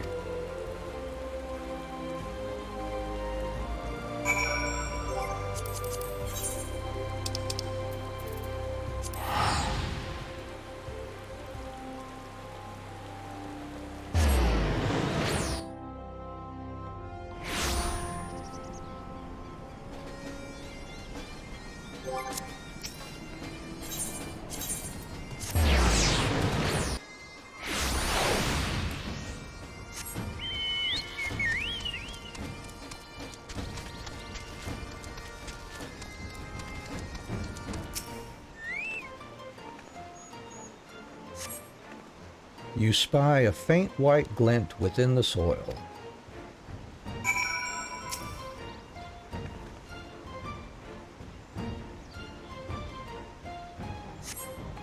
Upon closer inspection, you find a chalky stone.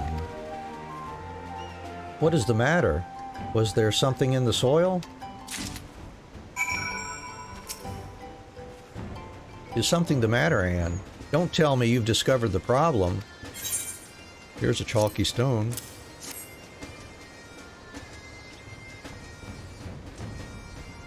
Is this some kind of stone? No, that's not right, but surely Fufucha would have noticed this if it were so simple. Yes, I must be mistaken. There's no way an amateur such as myself could solve something that stumped the guild. Have some bloody confidence in yourself for once. I think I needed someone to tell me that.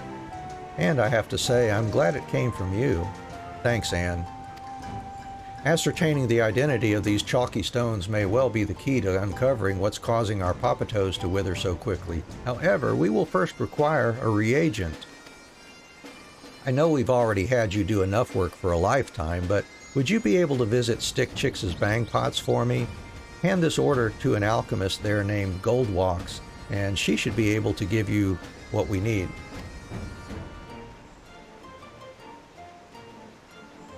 In the meantime, I will head to the guild and ask Fufucha for her expert opinion regarding these stones.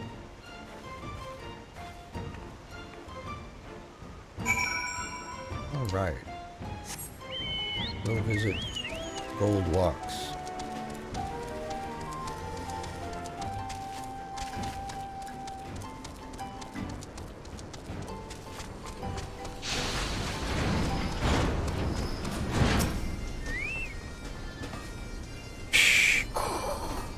Gold Walks recognizes mining Uplander. Does Uplander not want to trade tongue flaps with Chief Stick Chicks?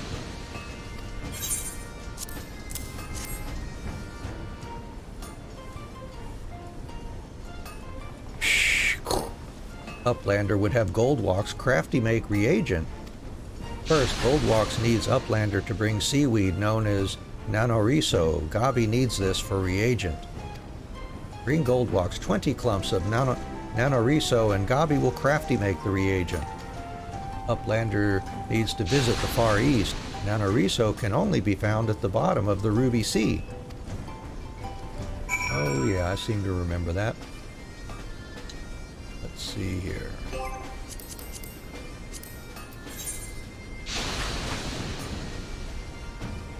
Nanoriso.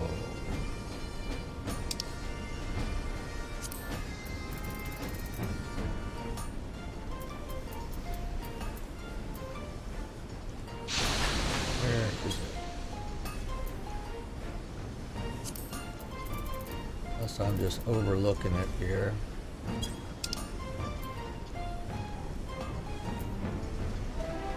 I think I remember where that's supposed to be.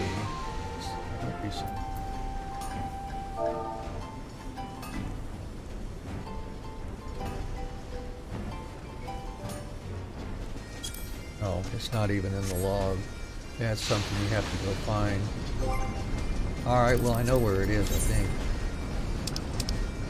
Let's go to Kamamizu.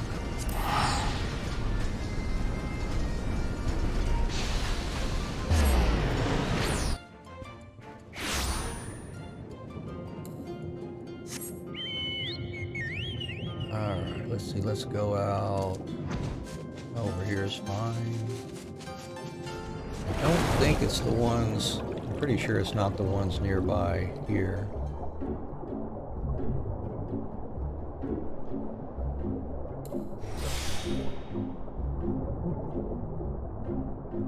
I don't think it's these, but we'll check anyways.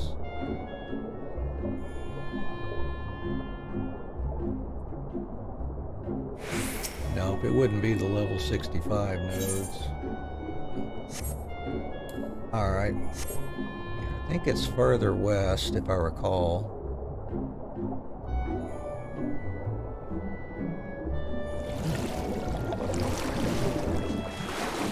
Let's see what Harbor Call 2 turns up here. Yeah, that might be it. The level 70 node. Out this way. This looks familiar. And I need 20 of those.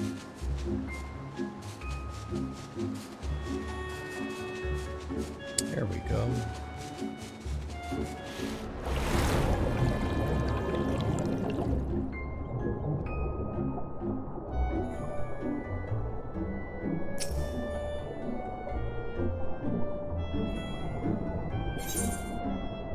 There it is. All right.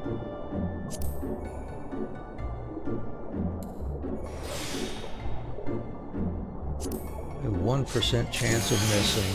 Oh boy. Yeah.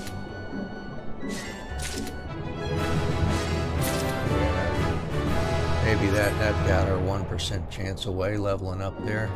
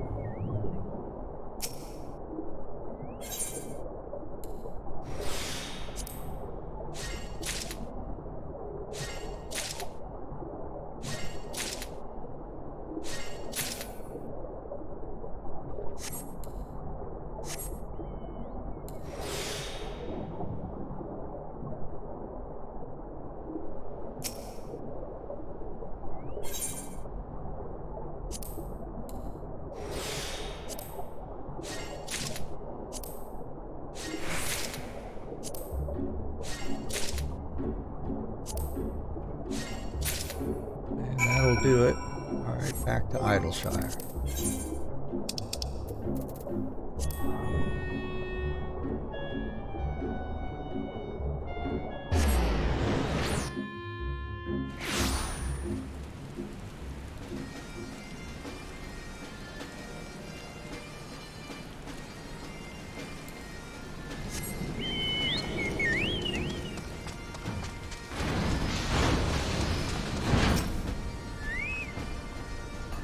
Bring Goldwalks 20 clumps of nanoriso, and Gabi will crafty make the reagent. Here you go.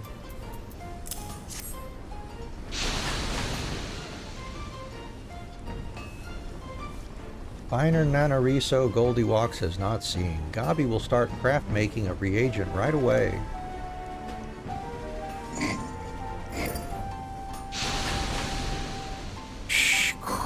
Goldwalks shall use techniques of both Uplanders and Gabis to make reagent with fastness.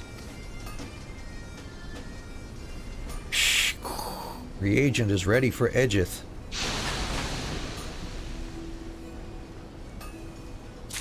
Thanks, Goldwalks.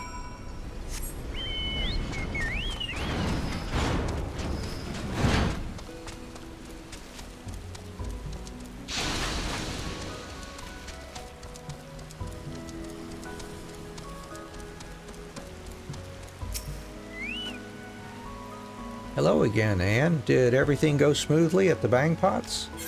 Yeah, check out this reagent.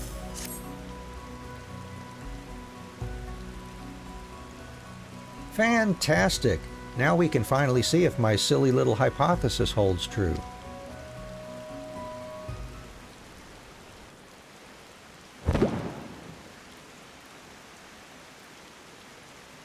I can't believe it. Did I do something wrong? How could something that came from my mind ever turn out to be correct?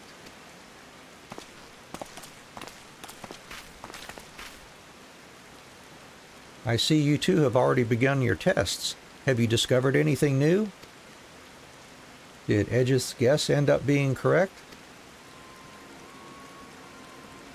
The way it responded to the reagent doesn't leave much room for doubt. It's an eelworm.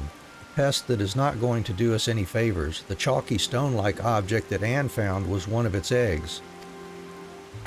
So, things are just as you assumed they were, Edgeth. There is, however, one issue I still struggle to comprehend. As parasites, eelworms require a host plant to feed on. The mud plots were only created recently. Just why were the eggs of such vermin lurking in the area? According to the Sharlayan records Sawney looked at, eelworm eggs enter a state of dormancy within their mother's corpse, allowing them to survive for over a decade. They're more than capable of waiting for as long as is necessary for new grub to show up. The blasted records also claim that they'd all been exterminated. Either the Sharlayans have a funny definition of the word, or we were unlucky enough to pick an area that was home to an eelworm corpse or two, the eggs inside which hatched and infested the mud plots. Most unfortunate indeed. I must say, though, I have been remarkably impressed by the tremendous growth you have shown, Edgeth. You have come a long way, both as a person and a botanist. I have no idea what you're talking about. After all, it was Anne that found the eelworm eggs in the first place, and I still haven't come up with a solution to this pest problem. The records weren't much use regarding that either. Although you'd think they must have had some way of ridding themselves of the vermin if they were happy considering them exterminated. Well then, I suppose it is time I pulled my weight as well. I shall look into past cases of eelworm infestation and try to formulate a suitable plan of action. I'll keep looking through the Sharlayan records to see if I can't find a solution as well. Suppose I'll give you a hand with that. I may not know much about plants, but my eyes work well enough. My apologies, Anne, but you will need to be patient for a while as we search for a permanent solution to this conundrum. Edgeth will let you know once we are ready to put an end to these pests once and for all. Understood. And I'll take gathering again for that one. And we get a new tool.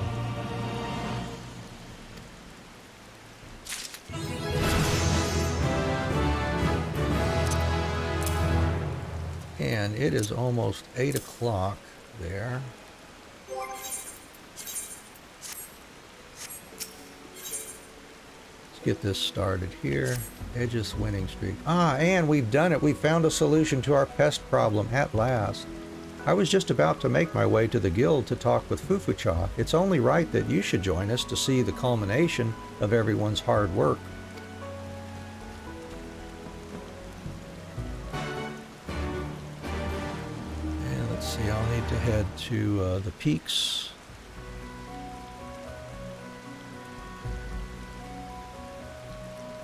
Yeah. Oh, I think I remember where that is. Yep. The peaks.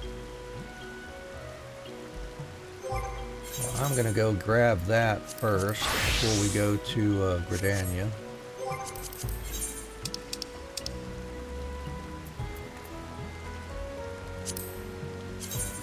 Yeah, that's the one. That's where I want to go.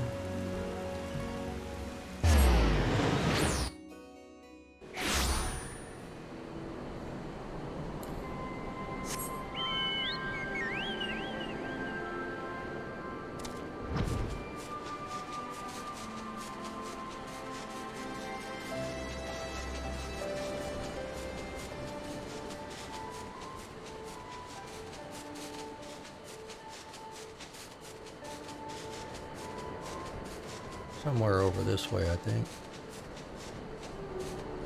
Let's see where it pops here.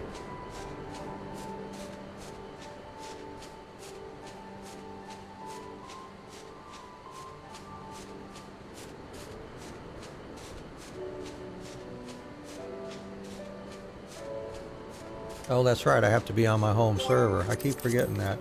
All right, well, we better head back and get over there. See, I knew that was going to be a problem. These timed nodes on a different data center. All right, well, we'll do that then. We have to log out here briefly and change back. So we'll take a brief intermission while we get that done.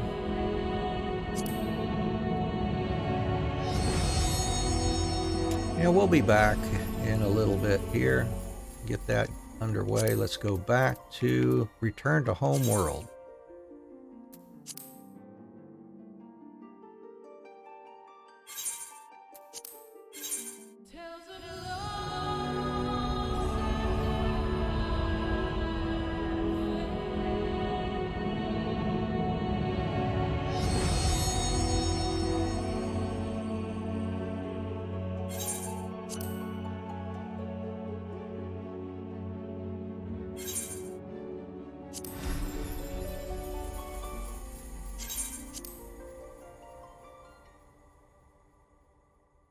There we go. That didn't take too long. That was good. Alright, back over to the peaks now.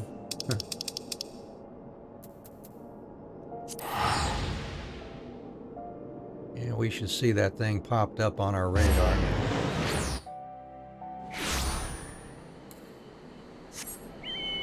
There it is. Alright. Go grab it. And what do we need? We need 5 of those.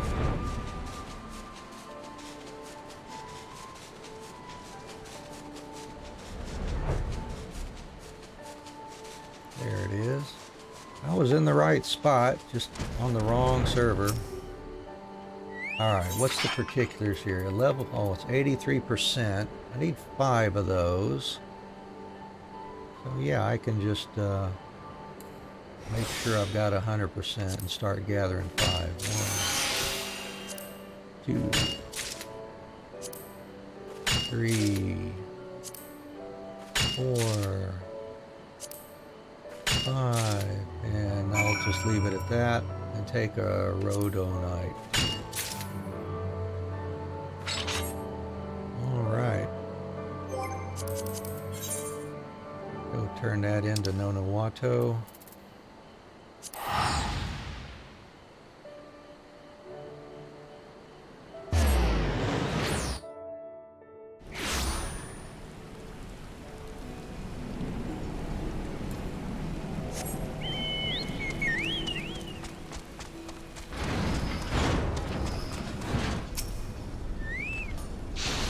Nice to see you returned, Anne. Did you manage to find the Pummelite?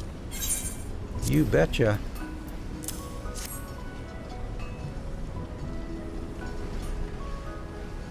Precisely what I needed. I know I say this every time, but I am well and truly in your debt, dear friend. I shall set about making an ingot out of this at once.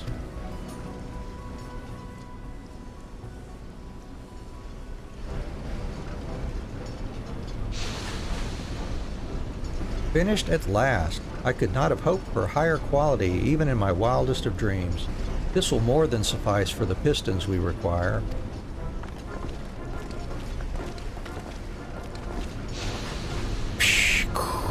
Where are the rocks? I just finished smelting them to create a rather lovely ingot. But don't just take my word for it. Have a look for yourselves. By the 12, this is incredible. To think it was still possible to obtain Pummelite. Exquisite work, Anne. Listen, everyone, we must not let the fruits of Anne's labors go to waste. We will create pistons capable of supporting our beloved gob roller. Do you hear me? I think everyone within a malm heard that, but I would be lying if I said it had not gotten me nice and fired up. It is time we got to work.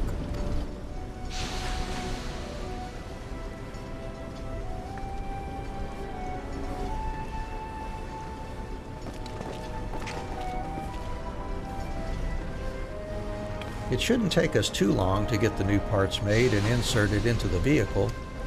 The plan is to test the gob roller and its new pistons by the answering quarter. I do hope to see you there, Anne. You have contributed so much to the project after all.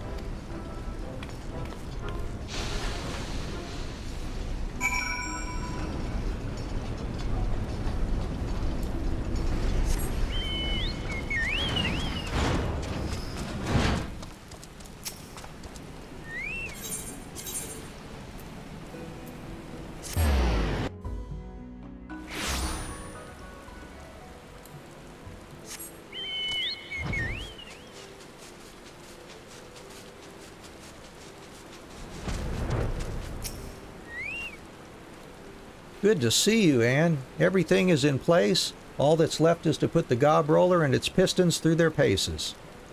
We're just waiting for stack blocks to get the engine going, and then we can start the test.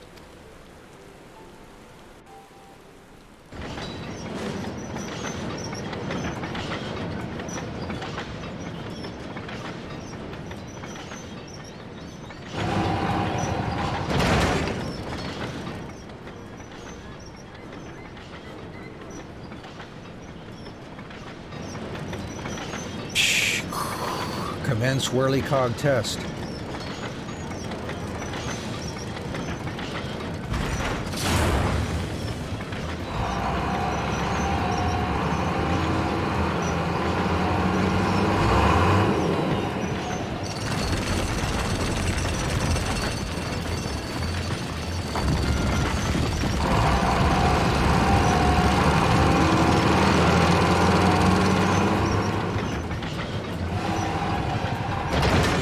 Whoops.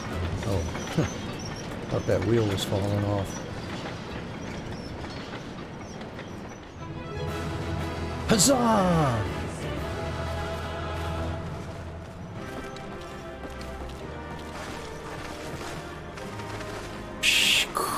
Good day, everyone. Whatever is all the fuss about?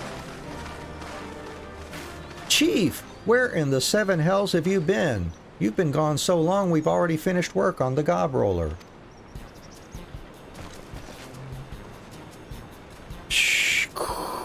I see. Well, that is nice to hear. I wonder if this is how a mother chocobo feels when her chicks leave the nest. Chief, do not misunderstand us. We are delighted to have you back, but did you not think to even leave a letter before vanishing? Quite right. I was terrified you had gone to that place where all good gobbies go. What are you talking about? I had simply gone to ask an old friend for some advice. I got caught up with some other business and told them to let you know I would be delayed in my return. Clearly this slipped their mind. Honestly, that blasted Bray Phlox is horrendously forgetful sometimes. Good old Rayflox. Well, hearing that certainly makes me feel a little better. I was of the mind that you had abandoned the team for all of our constant bickering. It certainly gave every one of us cause for self-reflection while you were away. I wouldn't want to suggest that your absence helped us, but our revised approach to the project enabled us to boost the ceruleum engine's power output. All the credit should really go to Folkwida. It was her redesigning of the Gobroller's innards that got us this far. That is absolute nonsense and you know it. Your advice on how we should fuel the vehicle is priceless. Seems to me you are conveniently forgetting all the work that I and a certain goblin girl put into the Gobroller's exhaust system. I would also draw your attention to my redesign of the Gobroller, which fully incorporated all of your improvements, not to mention Anne's invaluable help in procuring all those minerals.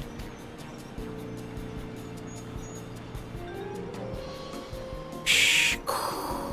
Do you know what I saw when I first set foot in Idleshire? Men and goblins working in harmony, a vision that gave me a dream for the future. You have all turned that dream into a beautiful reality, and for that, you have my sincerest thanks.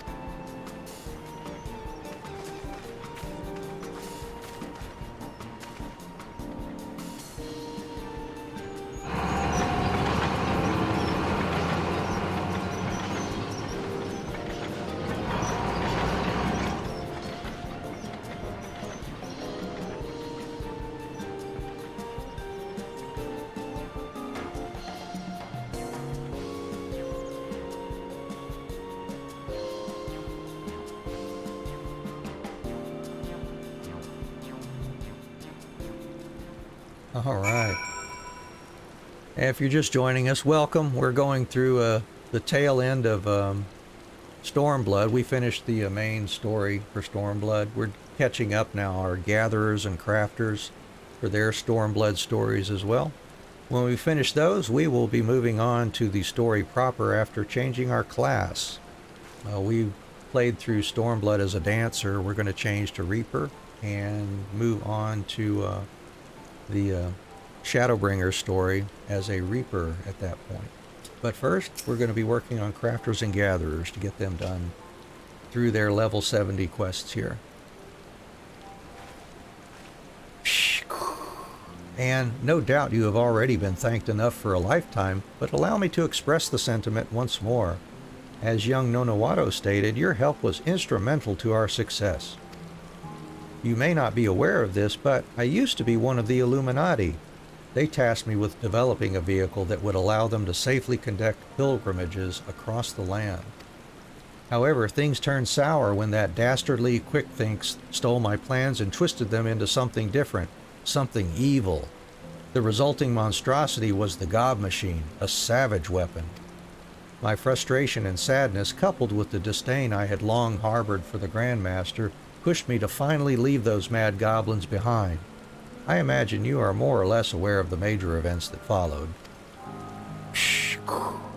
At any rate, your work for us is done. I do hope to see you again in Idleshire one day, old girl.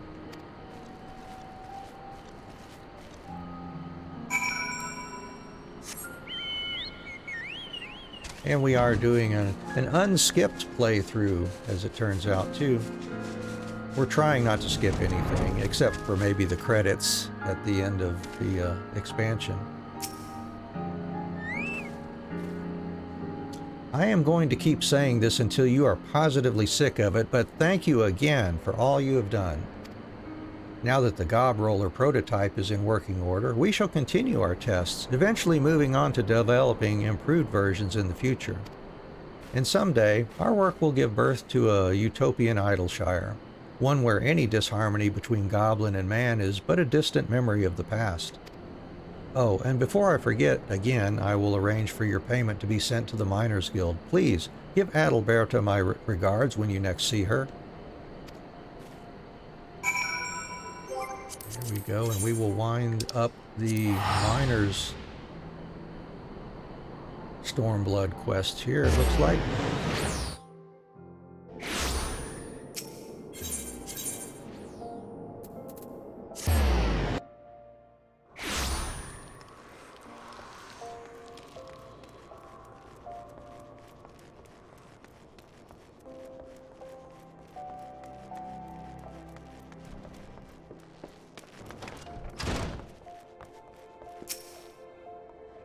Welcome back, Anne. Nono Watto had some very complimentary things to say about your work. Seems you've done the guild's reputation quite a service. Something tells me you'll find the payment they sent to your liking as well. I know I don't usually ask about much outside of work, but would you mind telling me what kind of place Idleshire is? It's been playing on my mind ever since the job came in. It's a place where man and goblin work together in harmony. Men and goblins working side by side, eh? Ul'dah could learn a thing or two from that, I'd say. It'd be nice to go and take in something so lovely with my own eyes someday. But I digress. Good work as always, Anne. You can be sure I'll be in touch again whenever the guild gets a job worthy of your skills.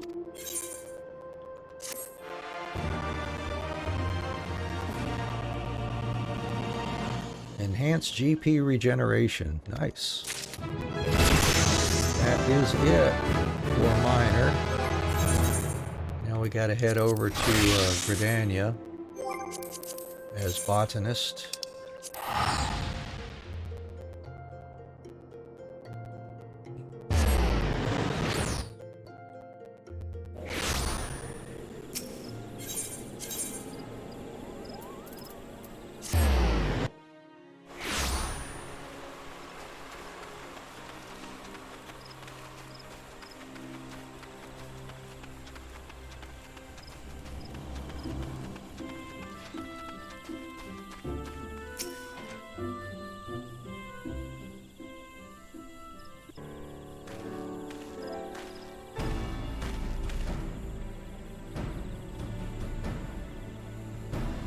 Ah, Anne, good to see you made it. I was worried you might miss out on the best part. I see everyone is present and accounted for. Let us begin. Sounds like my cue. Edgeth and I managed to find a solution, two actually, to this eelworm infestation. We can choose to put our faith in either alchemy or, what was it called again? Ah yes, companion planting.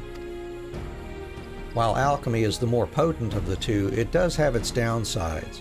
For one, it has equally potent side effects, and if any concoction we use happens to scatter further than we planned, it could wreak all manner of havoc on the environment. In which case, the only option realistically available to us is to make use of a blend of the two. I know enough about botanic alchemy to cover that aspect, but companion planting may prove somewhat difficult to utilize. I don't want to make a fool of myself, but could someone explain to me what companion planting is exactly?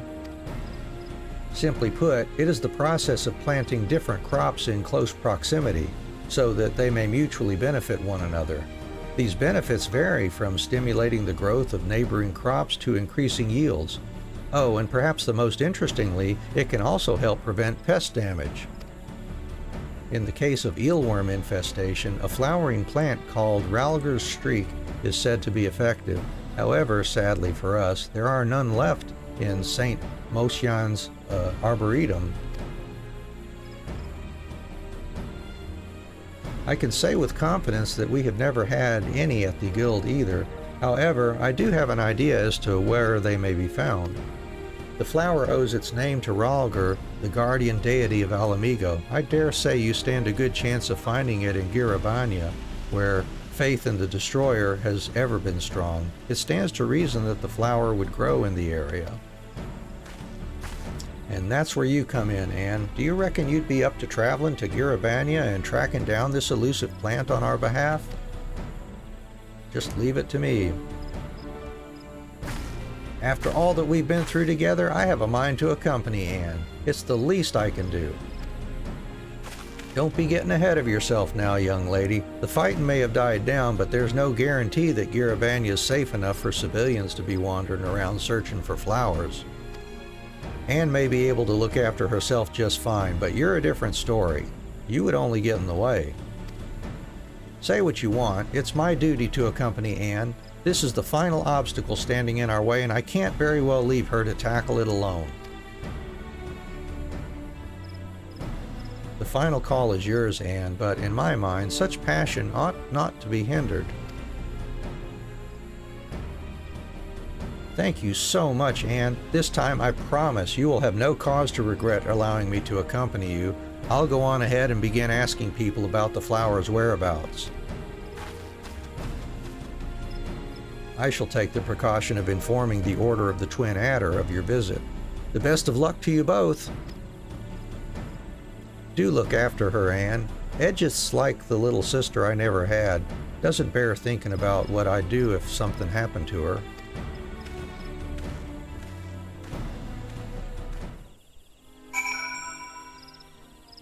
Rendezvous at Castrum Oriens. And let's see, let's pull up our notes here, see what the time frame is for this one.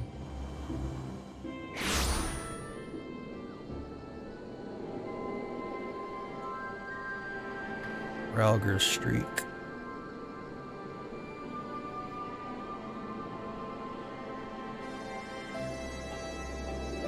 Four o'clock. Okay, well that's not too far away. We get 4 o'clock here.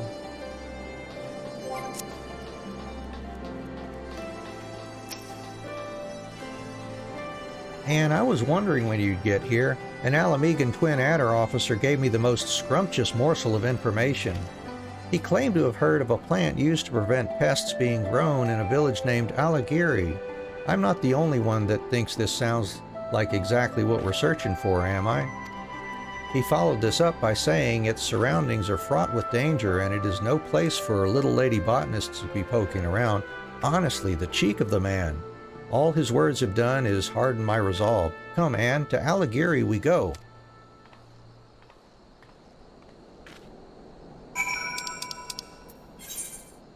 Okay.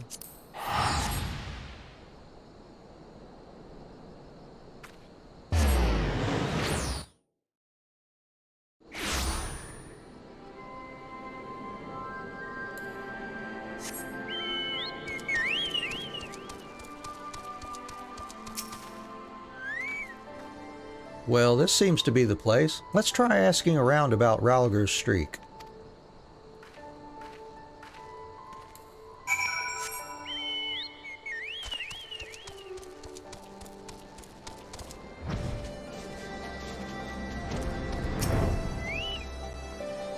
Ah, yes, they were brought here from the locks for their pest-preventing qualities. No idea what was done with them after the vermin problem had been solved, mind you. You might have better luck asking someone else. Sorry, lass.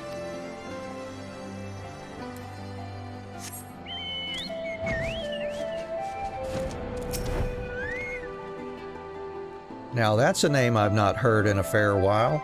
Memory's a bit foggy, but I'm pretty sure it was a wildflower found far out in the mountains. Who knows, there could still be a patch of them growing somewhere.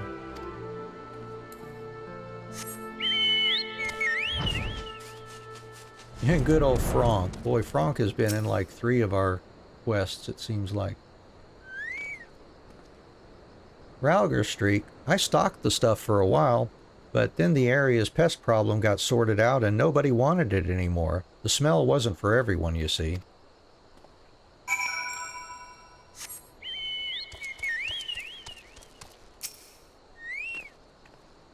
Right, so from what we've heard, odds are that Ralger's Streak grows on a mountain somewhere in the Locks, far away from any settlements. I'm going to head back to Idleshire lest I risk truly getting in your way. I'll make sure to prepare the mud plots for your return, assuming everything goes swimmingly. All you'll need to do is plant the flowers and we'll be well on our way to a pest-free future. Well, I suppose you shall actually have to find the flower first, although I don't imagine that will trouble you too much. If you can spot a tiny little eelworm egg, you can surely spot a flower. That's right. Alright, we gotta go to the Locks, the Royal Hunting Grounds. Get there from Porta Praetoria. And it'll be just in time, since it spawns at 4 o'clock. That's convenient.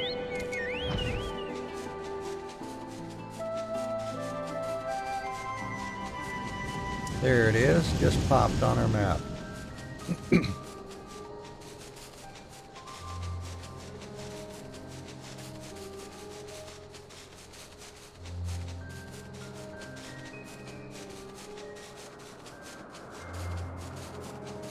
And we just need 5 of those.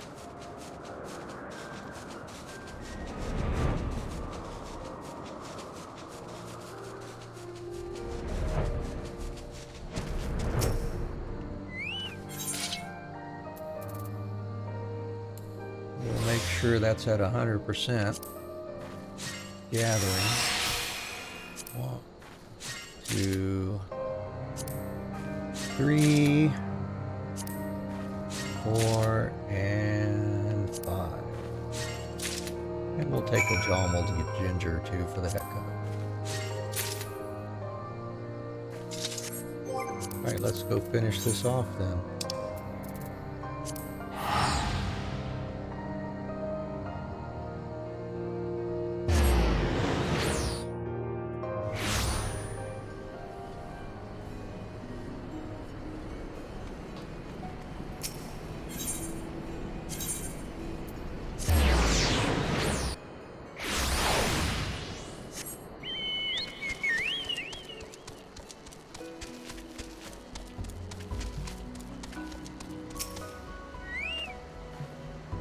You should be able to find Ralger's streak somewhere in the locks. It's time to put those eagle eyes to use once more.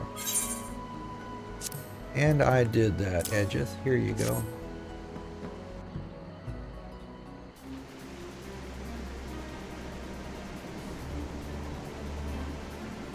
This is Ralger's streak. It's beautiful. It's stunningly beautiful, and yet beautifully stunning, all at the same time.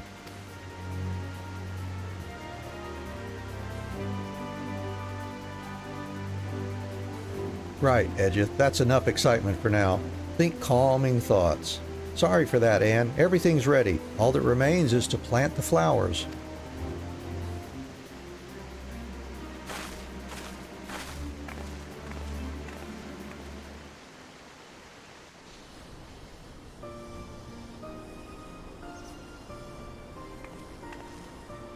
Phew!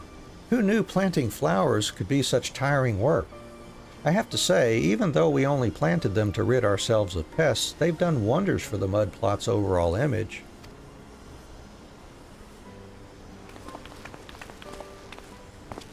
Ha ha ha! Now, if that ain't a sight for sore eyes. The smell's not half bad either. Fantastic work, Anne. It seems I was right to entrust this task to the Guild's finest botanist. I honestly do not know if we could have done this without you, Anne.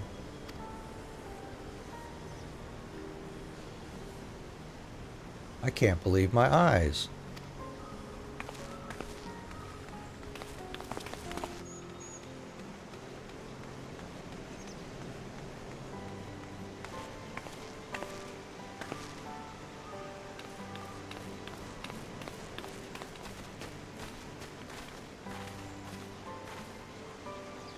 It's one surprise after another today.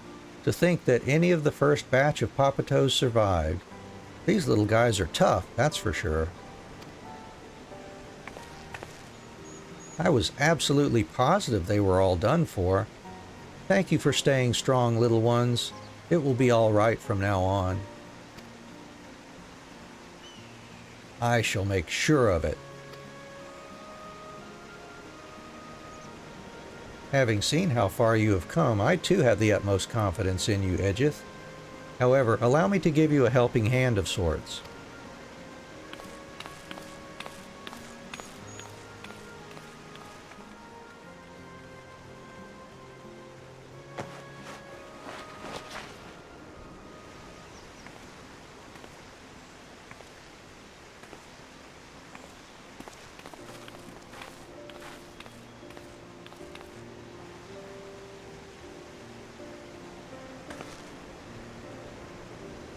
But this garb is only given to the most accomplished of botanists.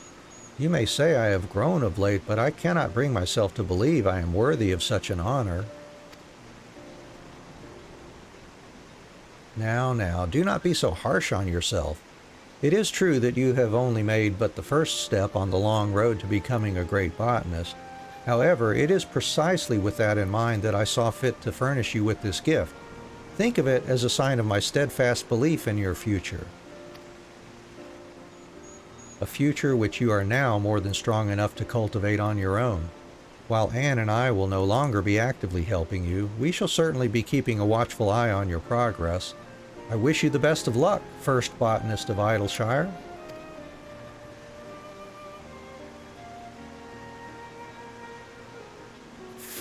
First? I'm going to pretend I didn't hear that to stop myself from fainting. But I promise you all, I shall work in tandem with nature to carve Idleshire's name firmly into botanic history, starting with these poppetoes.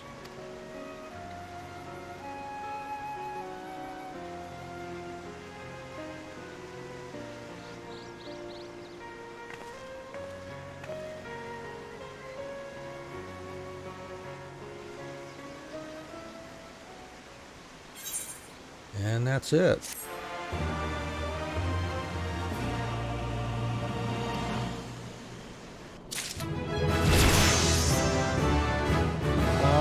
Let's see, and I will hold off on Fisher for the time being, I think. I'm going to start with Crafter, or Carpenter for our crafters here. See how much of these we can get done here. We'll have to go to Gridania. Alright, I'm going to port there and then take just a short break. A short intermission here, and we will be right back. Thank you all for hanging in there with me today.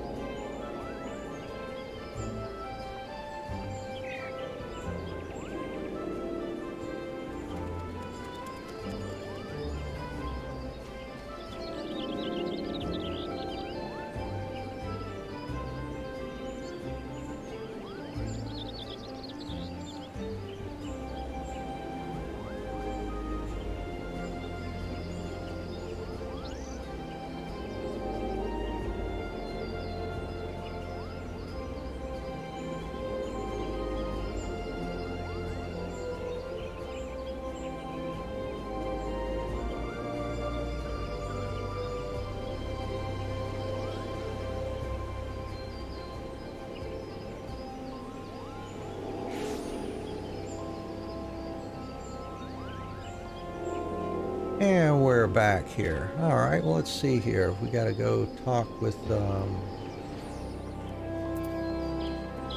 Beaton or this other person over here. Yep. Master Beaton. Yeah, level 63 quest here. And we'll start acquiring some gear for everybody. And I have received word from Semi. She has made it safely to Kugane.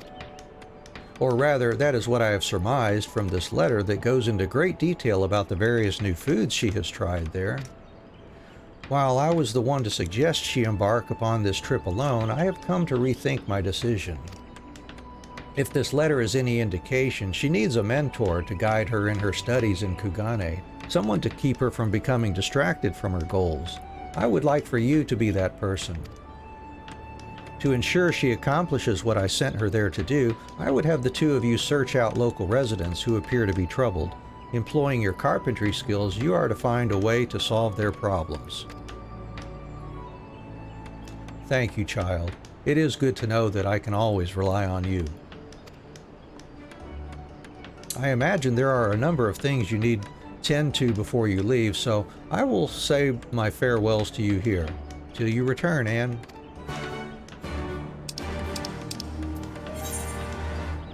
Alright, off to Kugane then.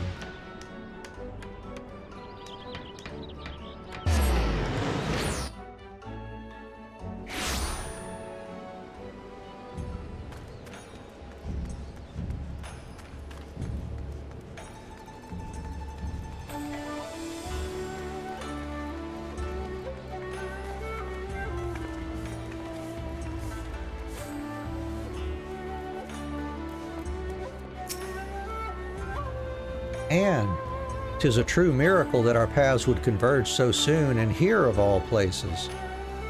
I certainly hope you've been enjoying this splendid city as much as I am. I've only just arrived, but find I am already completely enamored with its people, foods, and customs. Everything here is so different, so unique, something which can no doubt be attributed to Kugane's extended isolation from the rest of the world.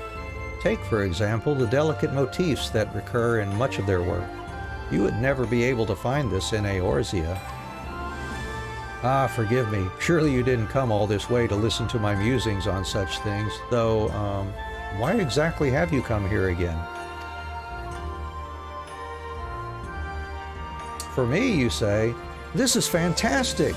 Together, we're sure to have a grand time touring the area and taking in the sights. So, Timbermaster Beaton would have us search for troubled citizens and fix their problems with our saws and hammers. What a brilliant idea! Not only will this help me improve my skills, it will also afford me the perfect opportunity to establish my reputation as a carpenter. We haven't a moment to waste. Let us scour the streets and see if anyone is in need of our assistance.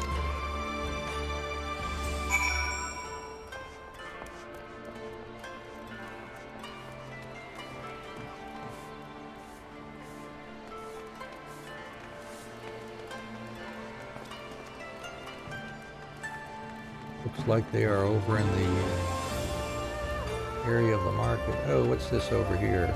Oh yeah, we should unlock the lead meats just for the heck of it too. I say, are you not from Eorzea, and by the looks of it, an adventurer besides? Marvelous. You see, I have been dispatched here by the Adventurers Guild to spread recognition of our establishment while helping us gain a foothold here in the Far East. And what better way to the locals' hearts than by offering them our aid, through guild leaves, of course. We already have plenty of work for those with the skills, and I hope we can depend upon yours as well. Yep. I don't know if we'll be doing any, but at least they'll be unlocked for now.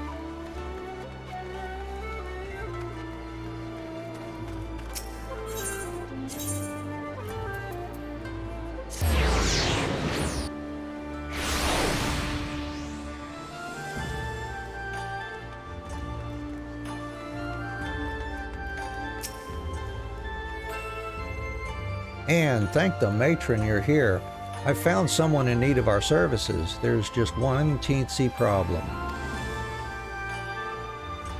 Why is it no one will ever listen to what I have to say? She approached me asking if anything was wrong, so I thought that this time it would be different. As soon as I began talking, however, she sat down and began banging her tools together. Please, I cannot take this anymore. Madam, I need help. Your help. I am just so fed up with the way I look. With this lank hair and these plain features, I melt right into the crowd. No one ever remembers who I am. After this, even you will probably forget me. My confidence dwindles by the day. It is to a point where I must summon every ounce of courage to even speak to someone. Maybe I can help. I'm so sorry. I had no idea you felt that way. Mother was right. I need to learn to listen instead of jumping to my own conclusions. Don't you worry, madam. We will find an answer to your problems. Now please, if you would, allow me to escort you to the the Shiokaze, how do I say that? Shiokaze hostelry, where you might wait while we figure out how to go about this. And in the meantime, can you go and interview some of the Mujikoza actors? Surely they'll know best how to gain people's attention and have more confidence.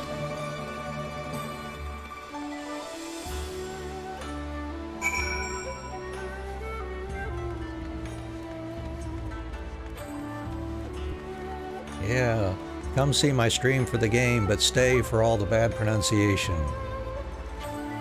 Happy to have you here.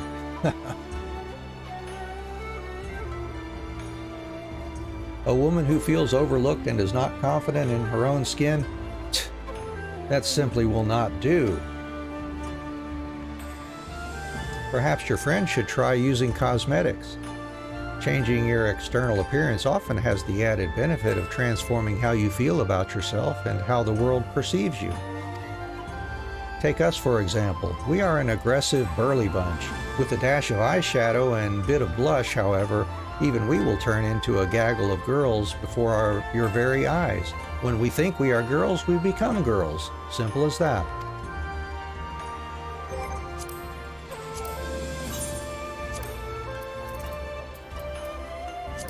And what is it going to be? A lavish dressing case we're going to be making for that one.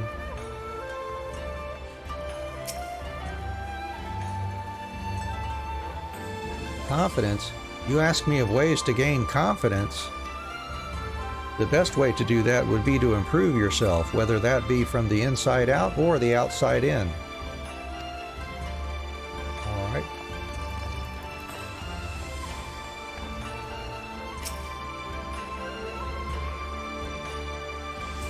Have I ever been ignored by an audience? Of course I have. When that happens, you pack a bit more powder onto your face and spruce up your costume. You will find yourself standing a little straighter, talking a little louder, and moving a little bolder, and that's when you are sure to steal the show.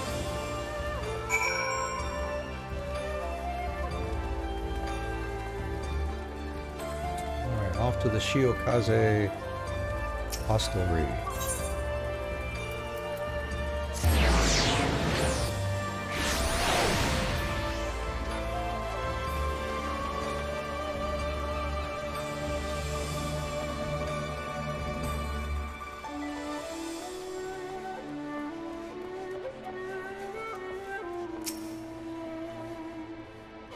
And thank the gods you finally returned. Please, please, please tell me you've thought of something. What can we make to help our friend raise her self-esteem and be noticed? A fine spear to strike down all who pay. Nope. Not a dazzling lamp. How about a lavish dressing case to be filled with powders and blushes? A wonderful solution. Cosmetics will allow her to enhance her features so she might stand out from the crowd. When people begin paying her more attention, she will be sure to regain her lost confidence. While you were away, I took the initiative to gather some materials.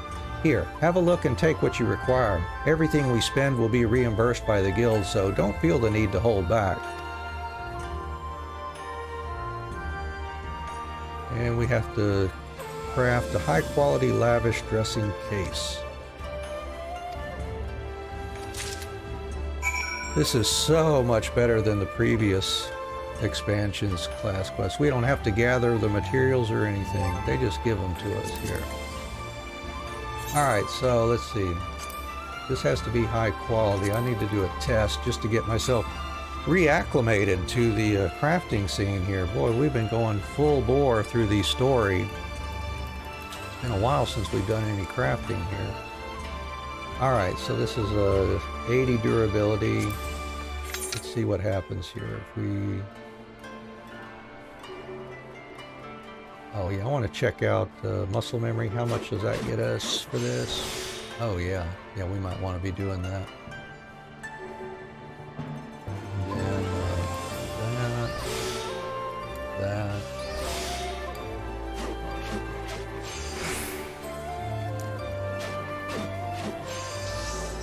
2, that'll finish it there, but we gotta do high quality.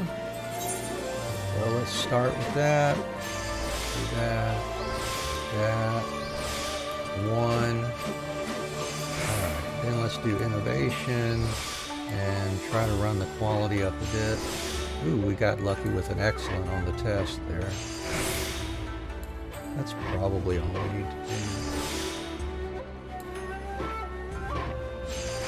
Yeah, so we do 3 of those or so. We'll have plenty to do great strides and Beauregards whenever. Plus the veneration and then finish the craft, I think. That should do it. I think we ought to be able to do this pretty easily. Let's see what happens here. See what happens. But even if we don't get any procs... Oh, I did the wrong thing. Well, heck. We'll recover here. See, we only get 3 uses of our innovation there. Let's see, let's go ahead and hit that. Alright. Let's see if I messed up here. Almost. That's close enough. We got plenty of CP, so we don't have to worry about that.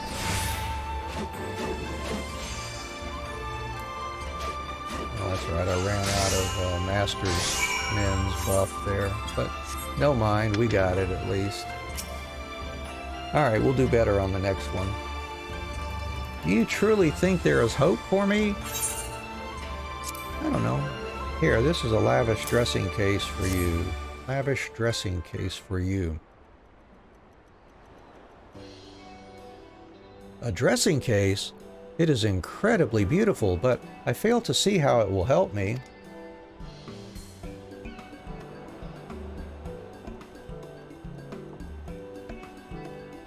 So, you're saying altering my look will change the way I feel about myself and how people react to me. It's certainly worth a try. Wallowing in self-pity as I have done until now will fix nothing. This box, however, might. May I have a look? Ooh, it's so beautiful. Everything, down to the last detail, has been crafted with such delicate precision. It's no wonder Timbermaster Beaton holds you in such high regard. Even with years of practice, I doubt I'd be able to craft anything so splendid. Madam, please accept my sincerest apologies for the earlier distress I caused you. I should have been more considerate of your feelings. No, 'tis I who must apologize. If only I had the strength to convey my thoughts and trust in my own voice, none of this would have even been an issue. Besides, I dare say that meeting the two of you may well be a turning point in my life. From the bottom of my heart, I'd like to thank you for your help. I wish you all the very best in your endeavors.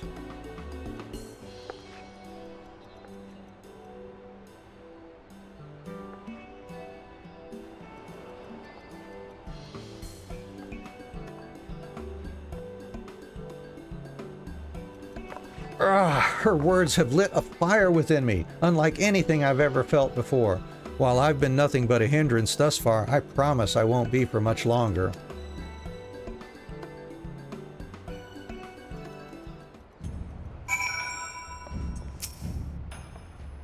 Thank you, Anne. Without you, I think that lady might never have found a way to conquer that which has been holding her back. Do you think there will ever come a day when I'll be able to address the client's problems with the same swiftness that you do? Oh, but what am I saying? With a little practice and effort, nothing is impossible. That's right. There is much for me to learn, and it is time I take full advantage of all the Far East has to offer. Together, let us refine our skills and convene once more when we have gotten them to a level we are satisfied with. And we'll need to take... what is that here? Why is that less? What do we got? We got a high quality piece on us here. Oh, that's why the defense and magic defense are lower. But we have much better craftsmanship and control with this body piece, so we will take it.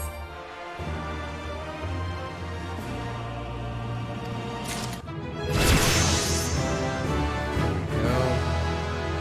prudent touch with that. And focused synthesis. Alright, let's put on our new stuff here. And we need to gather the other pieces for this level, so we'll go to blacksmith next. Actually, we can put on these for everybody else, it looks like.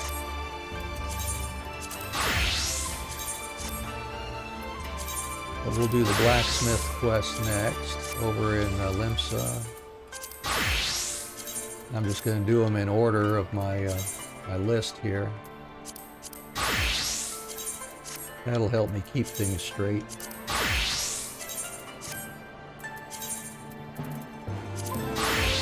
Alright, and that'll give us another piece of gear when we do that.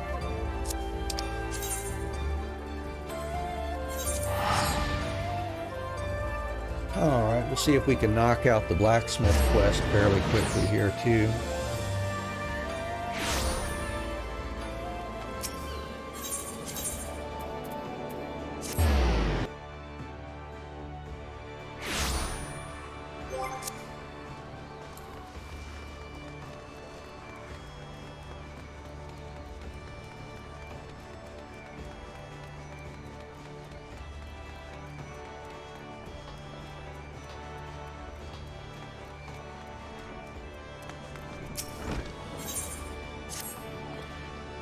And it's been absolute hell ever since that thrice damned shrew you dragged back from the docks set up shop at our guild.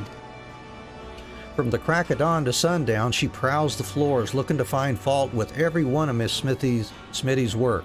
I've warned her 1,000 times over that such disparaging remarks will not be tolerated, but will she listen? No.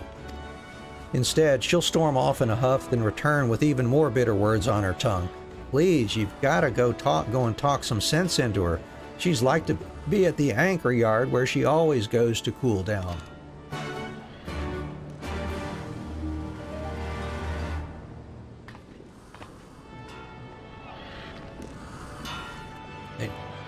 Then we shall head to the anchor yard.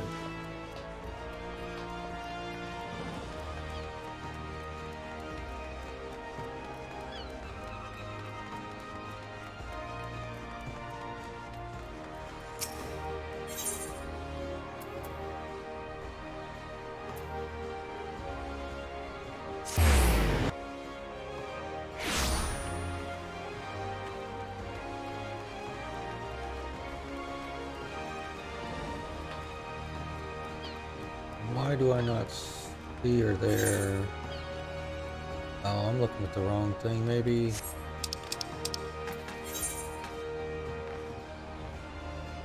Well, shoot, I went to the wrong place. I'm not paying attention.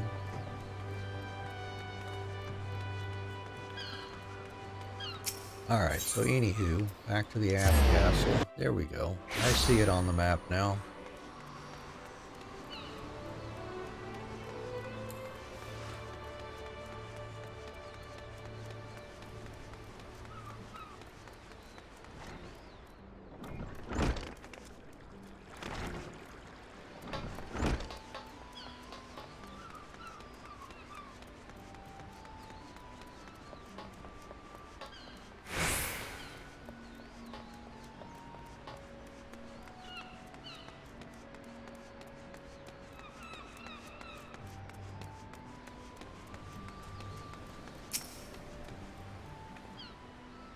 You have come here because that bonehead sent you after me, right?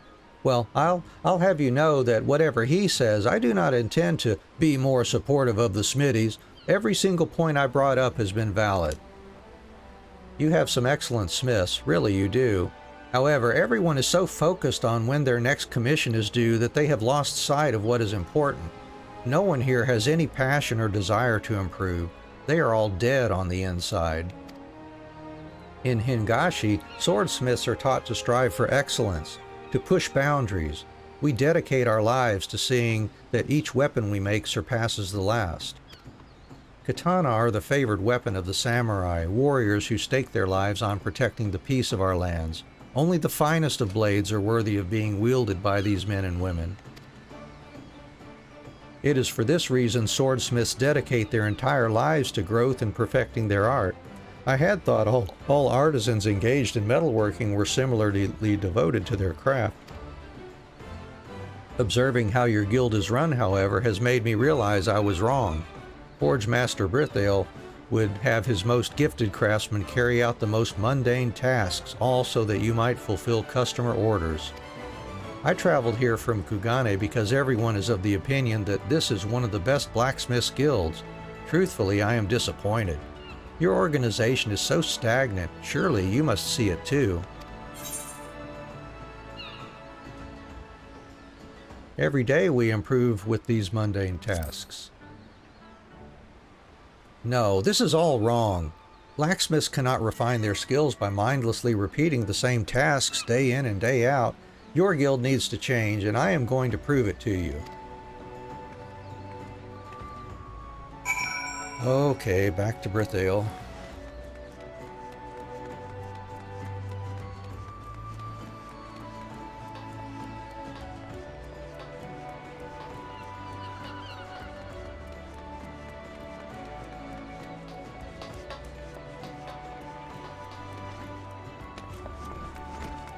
Oops, there we go. Should have gone up the other stairs there.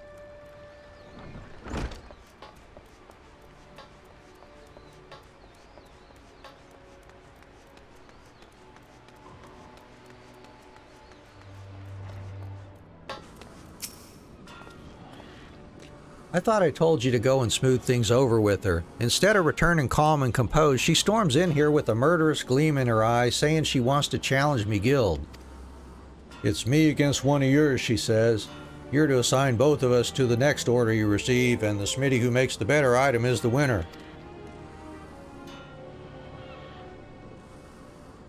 So that's what all that was about. But perhaps I'm looking at this the wrong way. This is the perfect opportunity for us, for you, to put her in her place. Yes, if you were to win this for us, she'll have no choice but to back down. Ha! And as luck would have it, the latest order that came in is from two people you know personally. They're down at the winch, waiting to discuss the details of what they'd have you make. Sekka's already gone ahead, so I'd hurry if I were you. The drowning winch.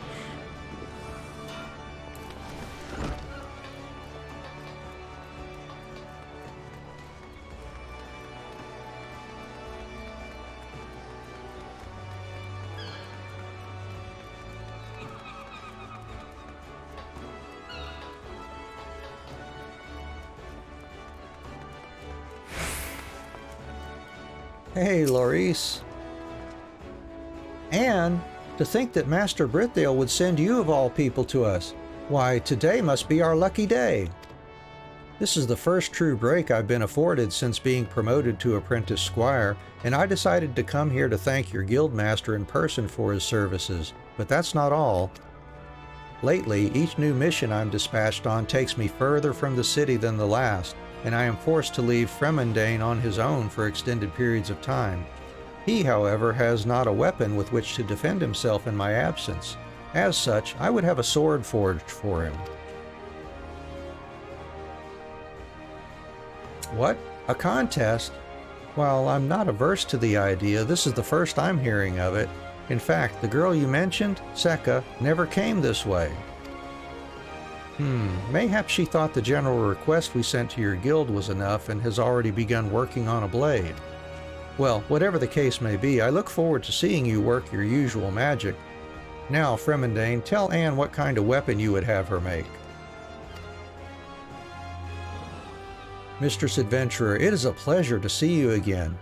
As for the blade, I believe a short sword would suit me best.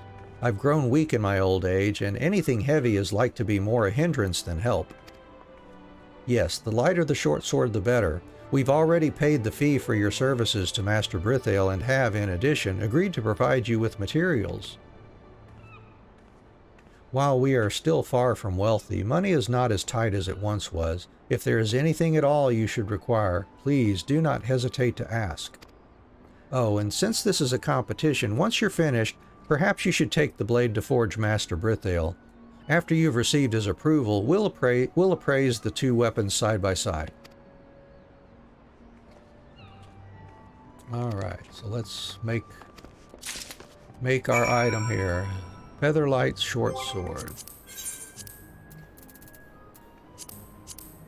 Alright, let's check it with a test again here.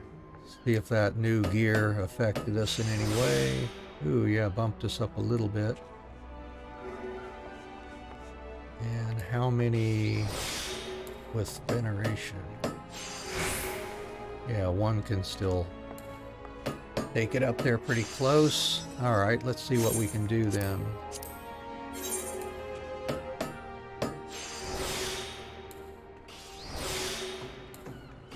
Oh, I should have done that first. Oh well. There we go.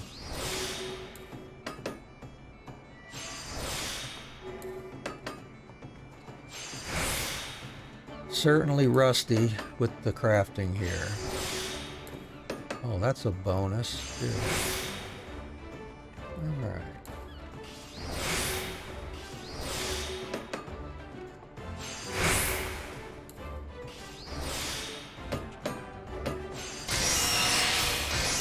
There we go. Good, good, good. Alright. Let's run that over to Mr. Brithale. Get his approval on that.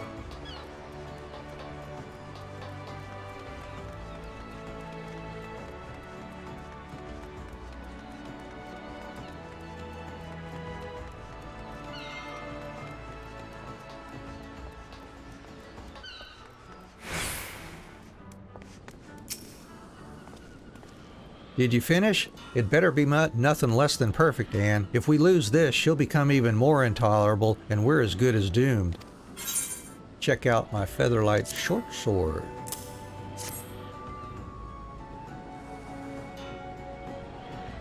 Aye, this is as fine a short sword as any I've seen. Real light and easy to handle. The girl hasn't a cat in hell's chance of winning this. Now, let's bring her and our clients in, shall we?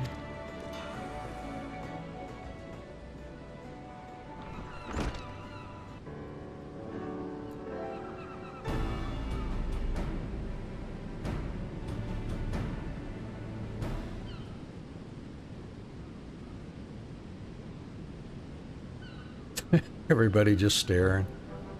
Both are magnificent weapons, but one is head and shoulders above the other. Mistress Adventurer, your handiwork never fails to impress me. It would be my honor to wield your blade. But why? Her sword is flimsy and weak compared to mine. Added to that, mine has a superior edge and is much more aesthetically pleasing. Madam, as you can see for yourself, I am but a frail old man. Yours, while beautiful, is far too heavy for me. I am no blacksmith, but I know enough to say these blades are of a comparable quality and durability and sharpness both. If you were to take into account the needs of the wielder, however, Anne's is far superior. This is not fair. Had our clients been anyone but these two, my sword would have won. I understand you're dismayed by the results, but your words are unbecoming of an artisan. It's our clients who decide if our weapons are worthy of them, not the other way around. If you can't bear defeat with a bit of dignity, I'd suggest you look into changing professions. You'll never grow as a craftsman with that attitude, much less surpass Anne here. And she's gonna pout. If you don't mind, Fremendane and I will be taking Anne's short sword and leaving then. Before you go, please allow me to apologize. It is as Forge Master Brithale says. I realize now I did not take any of your needs into consideration, and it resulted in me presenting you with an item unworthy of your attention. A smithy needs a great range of skills so that he might tailor his products to accommodate the needs of the customer. Every task, however boring or routine, helps to expand this repertoire. If that doesn't suit you, perhaps you should look to other guilds. Forge Master Brithale, thank you. Your wise words have opened my eyes and allowed me to see the fault in my ways. I am terribly sorry for my earlier behavior. Nothing of the sort will be happening again during the course of my studies here. Studies? Here? Surely you'd prefer to go elsewhere.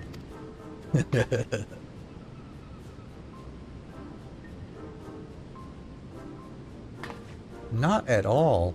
I am quite certain whatever those other places have to offer will not even come close to what I can gain by observing Mistress Anne.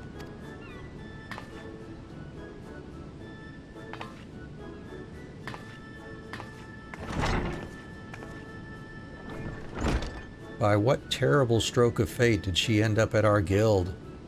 I thought for sure she'd leave after losing to you. She certainly is a spirited girl. While her determination to succeed is her greatest strength, it is also currently her greatest weakness. Perhaps if she were to learn to be more receptive to what others had to say, that could change. I'm going to have to go and break the news she'll be staying to the other smithies. And don't you go anywhere, you hear? Alright, let's see. Craftsmanship control. Everything else is... oh, that's got craftsmanship and control too. Let's take the feats. The footies.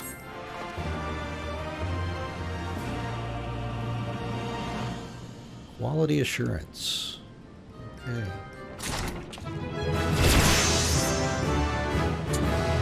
Everything went to our armory chest. We got prudent touch there.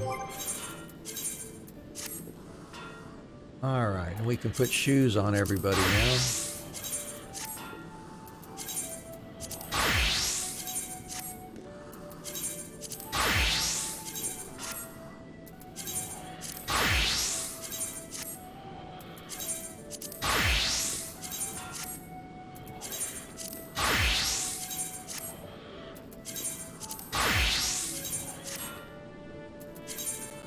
See, next would be armorer.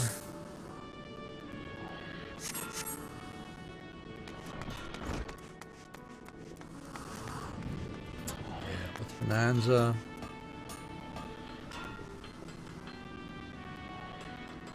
And that's where we will leave it for today. We're going to have to finish the stream here. We'll pick up with armorer next time. Let's see, tomorrow we're doing Infinite Undiscovery. Doing our hard mode run through tomorrow, while we're going to start doing some crafting there as well to work on our compulsive achievement, crafting one of every item that we don't currently have or have not had in our list so far. Yeah, thanks Lily, you have a good day too. I'm going to see if we can find another stream to raid into, but we'll be back here with Final Fantasy over the weekend, Saturday and Sunday.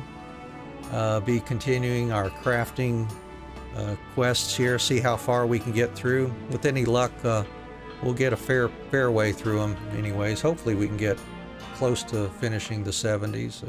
It'll take several streams probably for us to get that done. Anyways, let's see what I can find here for a raid.